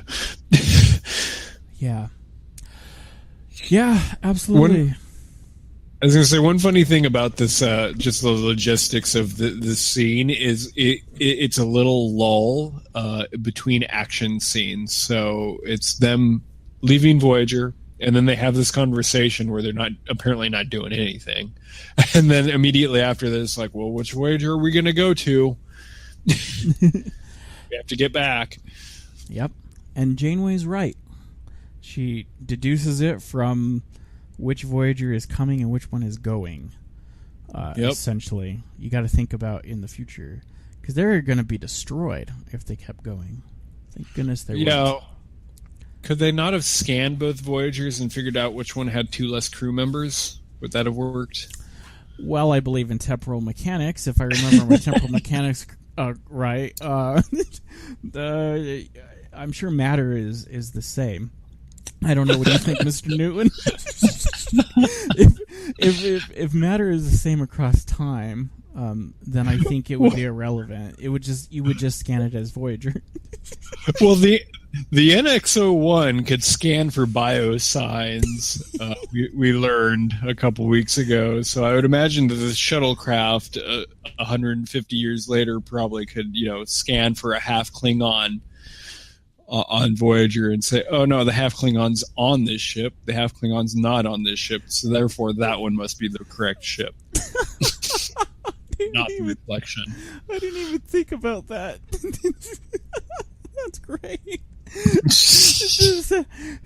Scan for any Borg life signs. That one has one. Okay, we're not going to that ship. Oh god. Oh well. So yeah, what do you think about this episode? Now that we've talked about it for a long time. It's not bad. We have talked about it. There's a lot of tangents in here. It's as far as outside of the original series with the Corbinite maneuver, this out of all the episodes that we've had so far is by far the strongest second episode. Mm-hmm. Yeah, and this one even more so because the Corbinite maneuver still has a little bit of kind of weird stuff going on it with like Spock and some of the characters and some of the costumes. This one is far more on point of how everyone's going to act and looked and everything like that. Yeah, I definitely agree there. If The Cage was an actual episode, Parallax would be my third favorite so far. I'm just gonna consider The Cage an episode. I don't know how taboo that is to people, but I'm basing that off of the fact that they reference it in the menagerie. But anyway, I'm gonna say that this is probably my third favorite episode that we've reviewed. In Voyager as its entirety, this probably doesn't rank very high. It's probably in my top 20, surprisingly, as much as I've given it accolades, maybe in like the top 15. But regardless, I definitely agree that it's damn good as far as actors being where they needed to be at that moment. That's pretty high for, especially I think for a second episode. Yeah, I would definitely, top 20, top 15, it's up there. It's very, I like the Maquis. I like the Maquis stuff. I think had the Maquis been treated in DS9 the way that they were treated in Voyager, I think I would have liked DS9 a little bit better. But DS9 just became so fragmented towards the end. You had way too much, way too much. Instead of DS9 to me, instead of having every episode be about the Borg, it was like every episode was about 20 different Borg. That's DS9 to me. What do you rate this? Let's see. I'll give it 2 intrepid classes. Oh no, here, let me give it 3 intrepid classes in a mirror. Nice. I give it 10 warp particles. Warp particles. Where'd those come from and where do they go? They're never talked about again. The wonders of Voyager. All right. Let's move on to our Trek. I'm doing my part. I'm doing my part. I'm doing my part. I'm doing my part, too. This time we'll handle things without your help. They're doing their part. Are you? Take it away, Shaun. All right. So this past week saw the biggest lottery ever. So at any rate, ripped straight from Twitter on the Saturday night lottery, Will Wheaton decided that he was going to start posting a bunch of stuff because he was playing Powerball. And it starts, I don't know the timing for all of this other than it was Saturday. And he starts with a photo of his Powerball ticket and the comment that I'm not proud of myself. And I'm just going to run through the timeline of what little Wesley Crusher was doing that day on Twitter. So the very next tweet is, if I win the lottery, I'm buying a yacht and sailing around the world. It's worth $2 to imagine that. Immediately afterwards, my yacht will be named the #Butts, and it will be painted in the way that maximizes its ability to annoy rich jerks who own yachts. And then go on, I will demand the captain of my yacht wear an old-timey hat, like Bender's, in that one Futurama, which is very specific. And then whenever we park the yacht, it'll play the theme to the A-Team, so everyone around us knows that we have arrived. I'm going to be the best in terms of owning an obnoxious yacht. And then for some reason he replies to, I guess CM Punk had sent him a message. And so he replies back with, if I win, I'll buy you all the Pokemons. And then OMG, I'm going to paint a giant QR code on my yacht that goes to Goatsy. I will invite homeless people down to the dock where I will feed and clothe them. That'll drive rich jerks bananas. I'm going to skip that. Now, I don't ever want the lottery drawing to happen because the Higgins State, it's currently in, it's kind of the best thing. And then I will hire surviving members of the village people to perform in the Navy on the deck of my yacht in costume. And then suddenly he reposts something about making a murderer on YouTube. Anyway, I'm going to get 1,000 bags with a $sign on them, fill them with glitter, and then put them on the deck of my yacht. I'm going to make Nathan Fillion the honorary captain of my yacht as long as he wears the tight pants when he's on board. Now here's kind of the funny part in all of this is he gets trolled at some point through all these tweets, and so he responds to the troll.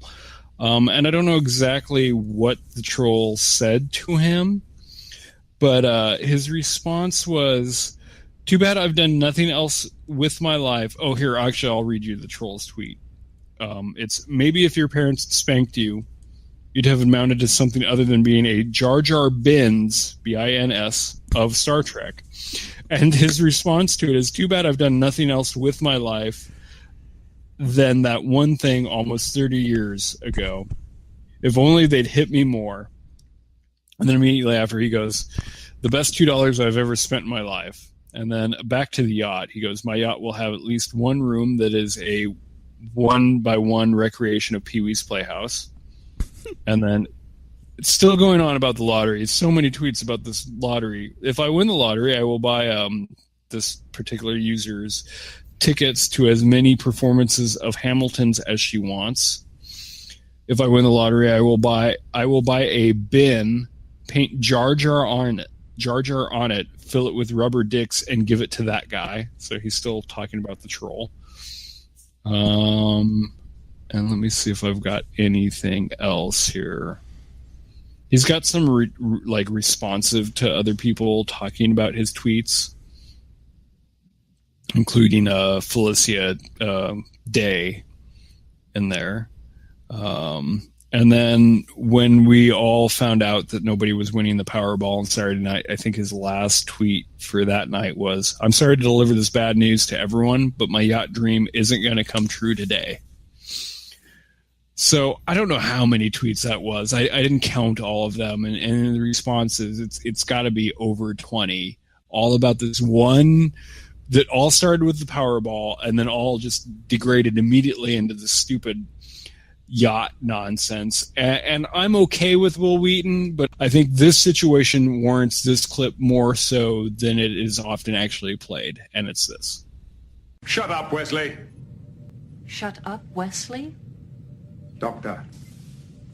Shut up, Wesley. Yeah. Just because nobody needs that many tweets about the Powerball and a yacht that you didn't win. Called butts? UTTS? Yes. Hashtag butts. Oh my gosh. That's funny that a troll got to him. It is funny that during all of that he responds to a troll for a minute. Jar Jar bins. I like some trolls, man. I like trolls, but not when I'm being trolled.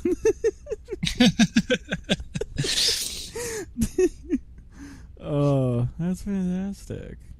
Yeah, so that's my online Twitter story of the week. Well, I'm going to read for mine from, speaking of which, that we were talking about, Kate Mulgrew's Born with Teeth, a memoir. Now, like I mentioned earlier, she doesn't really talk about Star Trek Voyager too much. In fact, when she gives like an introduction of what Voyager is, which is just like a paragraph long, it's pretty much just the synopsis of the first episode. But I'm going to read a paragraph of hers here, which is pretty telling when we were talking about what the relationship between her and Jerry Ryan was like, because she mentions everybody here except for Jerry Ryan. And you really get the sense that Kate Mulgrew doesn't really care for her. But I'll go ahead and read you the paragraph. It says, "I was fond of my cast, and I was pretty sure it worked both ways, especially when long nights turned into mornings on the bridge, when we were all exhausted and slap-happy. It took next to nothing to send us into gales of uncontrollable laughter, and the boys knew exactly how to push my buttons. It was bad enough when Beltran, McNeil, and Wong stood in a chorus line crooning oldies and high-kicking in their skin-tight 24th century uniforms. Sometimes, on a whim, Beltran would stand up and do a spot-on impression of Burt Lancaster. This often occurred only seconds before my close-up, which was, invariably, the last close-up of the shooting day. Production somehow understood that I would find a way to fix my face into a perfect mask for composure for that final ECU, despite being surrounded by a bunch of madmen.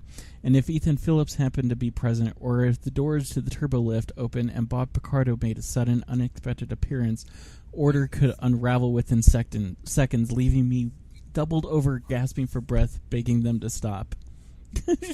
So they have you get like a pretty good sense of what it was like. It seemed like fun to be around those people. And you know, when I was in Vegas for the convention, like them three, it was Tim Russ, Ethan Phillips, and Robert Picardo on stage, and they were really hilarious. They were just like Ethan Phillips, honestly, Neelix does not do him justice.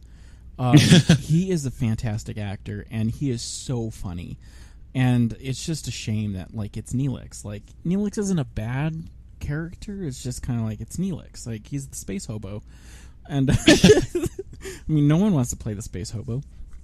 But, anyway, and you know, she talks about Roxanne Dawson in the beginning, in the paragraph before that. But, like I mentioned, she never once says anything about, well, she doesn't even mention Jennifer Leigh, to be honest. But definitely a sore spot with her.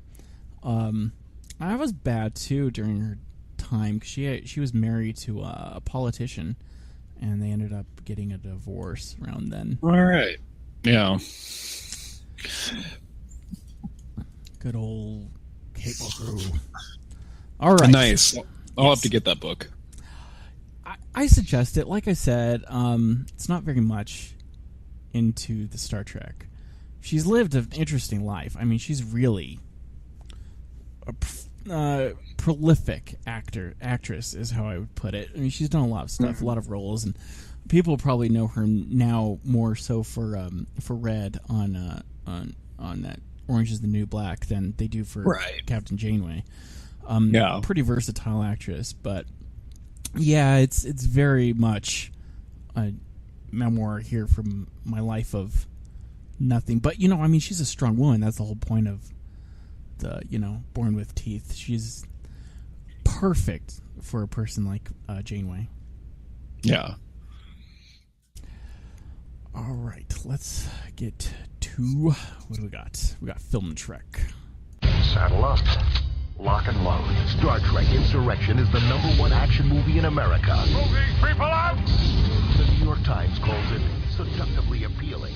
Watch a few movies, take a few notes. It was fun. Okay, I have no idea why I picked this. And this is the most ridiculous thing to pick, but I picked it. And it's probably... I don't know how to even rank this in the whole scheme of Star Trek movies.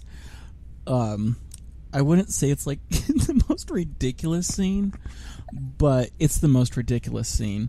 So here, I'm going to go ahead and play it, and then I'll let Shaun guess what this is from, even though I already know he knows what it's from.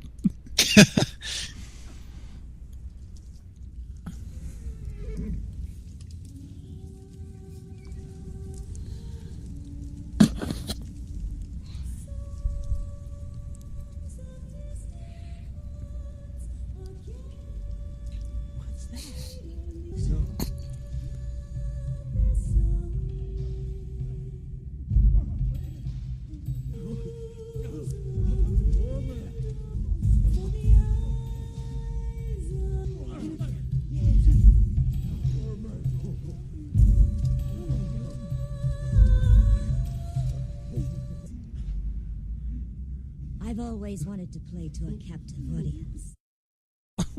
So what was that from, Shaun? That was Star Trek 5.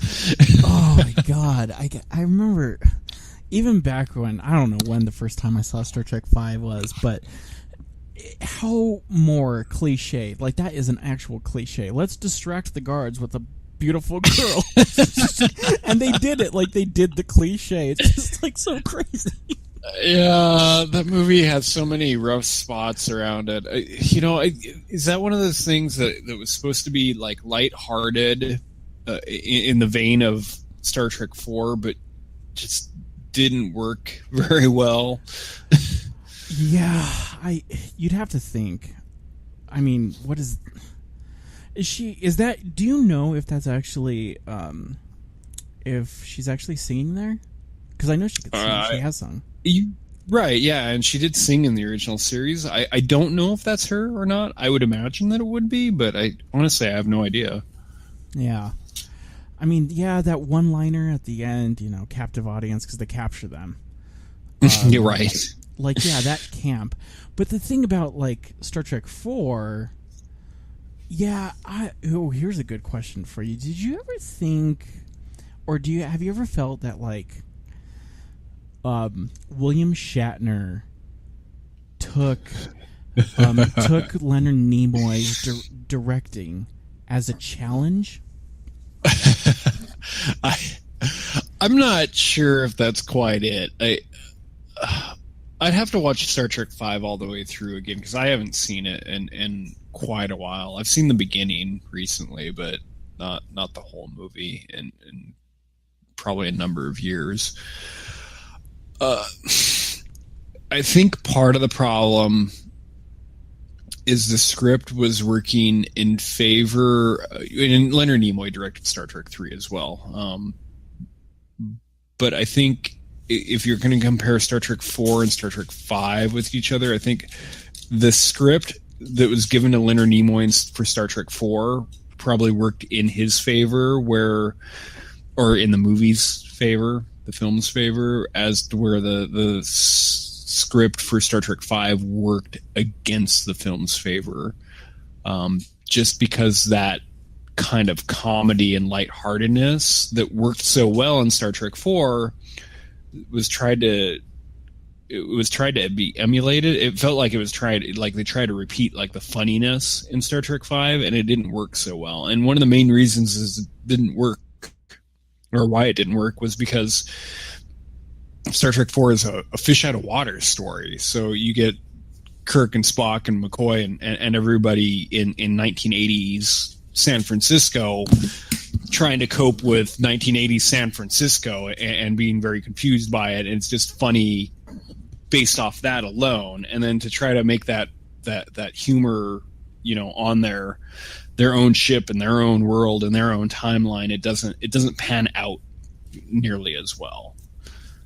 So I think that's one of the biggest problems with 5, and I don't think William Shatner necessarily was trying to compete, because Leonard Nimoy had already done 2 movies. I think William Shatner just probably wanted to try his hand at directing, and just got probably not a great movie.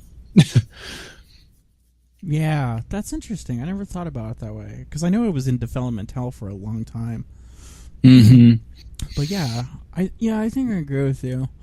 Yeah, the scene, and we can't really play it on here because it's so visual, but the scene that epitomizes Star Trek V for me, and you had played, I think it was the last week or maybe the week before, the scene where they meet God.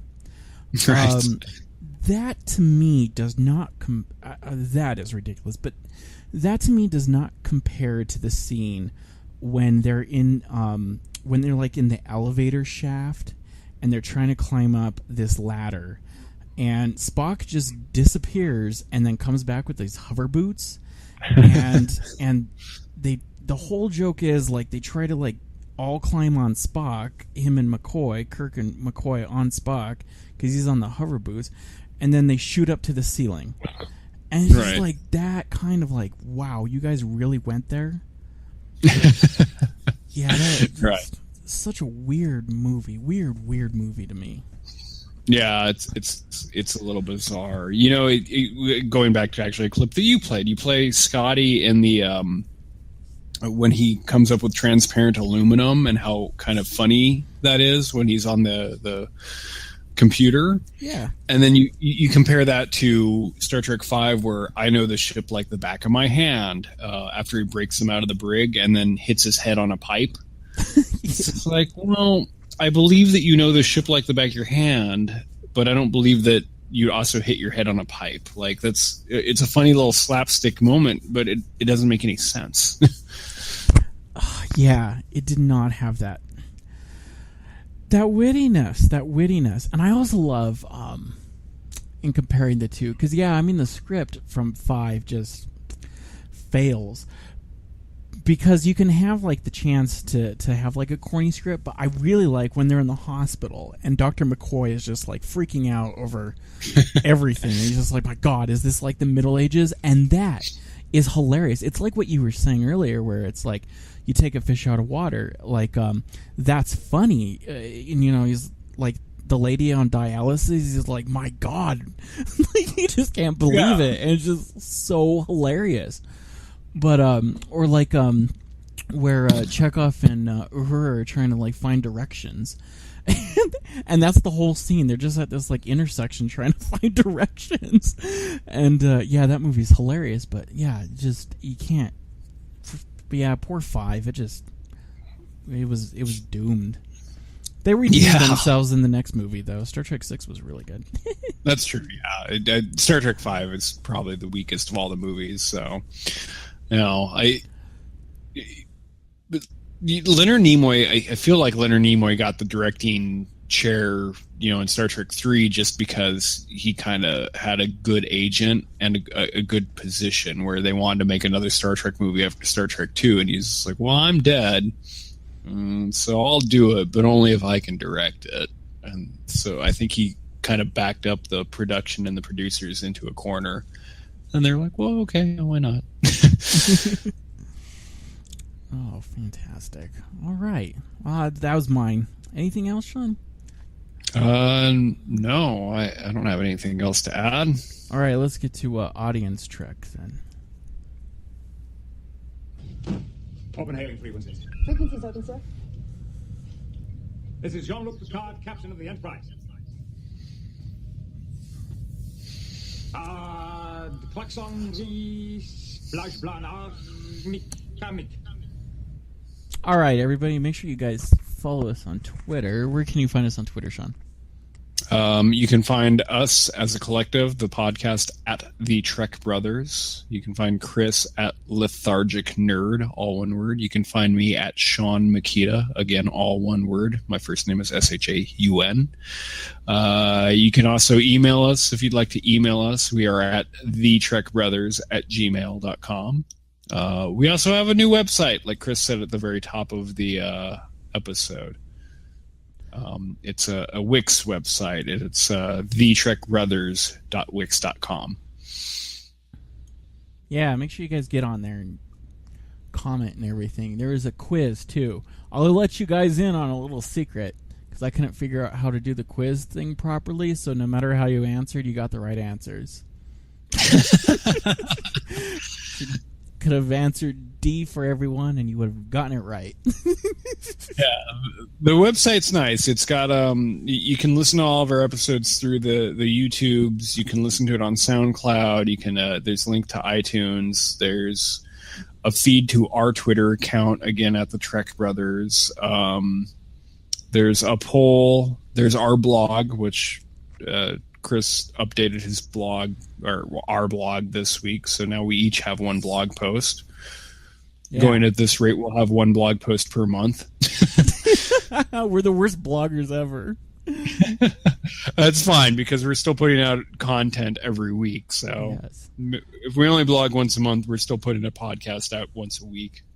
You guys better follow us and comment out there. I have to tell you what, when I was researching this episode, there's a YouTube video of this guy just sitting in front of his computer talking about parallax for 45 minutes. It has more views than any of our videos, so you better get out there and listen, because I was a little sad when I saw that. I was like, what? I sit in front of a camera. Won't be pretty, but I'll do it. Oh, this has been a fun episode. It's fun. I told you it'd be fun. So, got anything else, Shaun? Anything you want to add? No, I don't. I don't think so, anyway. All right, I think I'm good. I'm going to take us out here, and I'm going to get bummers. I'm going to excuse Shaun from the specials, dude, because I really like David Bowie. And me too. One of my favorite movies, and one of my childhood memories. I'll always love Labyrinth. That is like one of the best movies ever made, Jim Henson or otherwise. It was a fantastic film. The Goblin King. Yeah, exactly. Well, I'm gonna have him take us out. All right.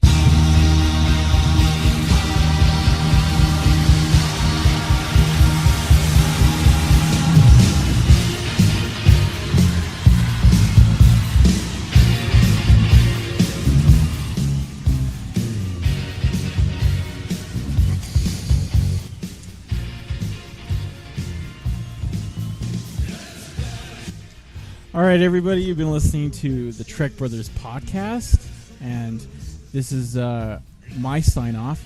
All of you, you better enjoy Voyager as much as me. I'm just kidding. You enjoy Trek any way you like it, so long as you enjoy Trek. I'm Chris. See you next week. I'm Shaun. Bye.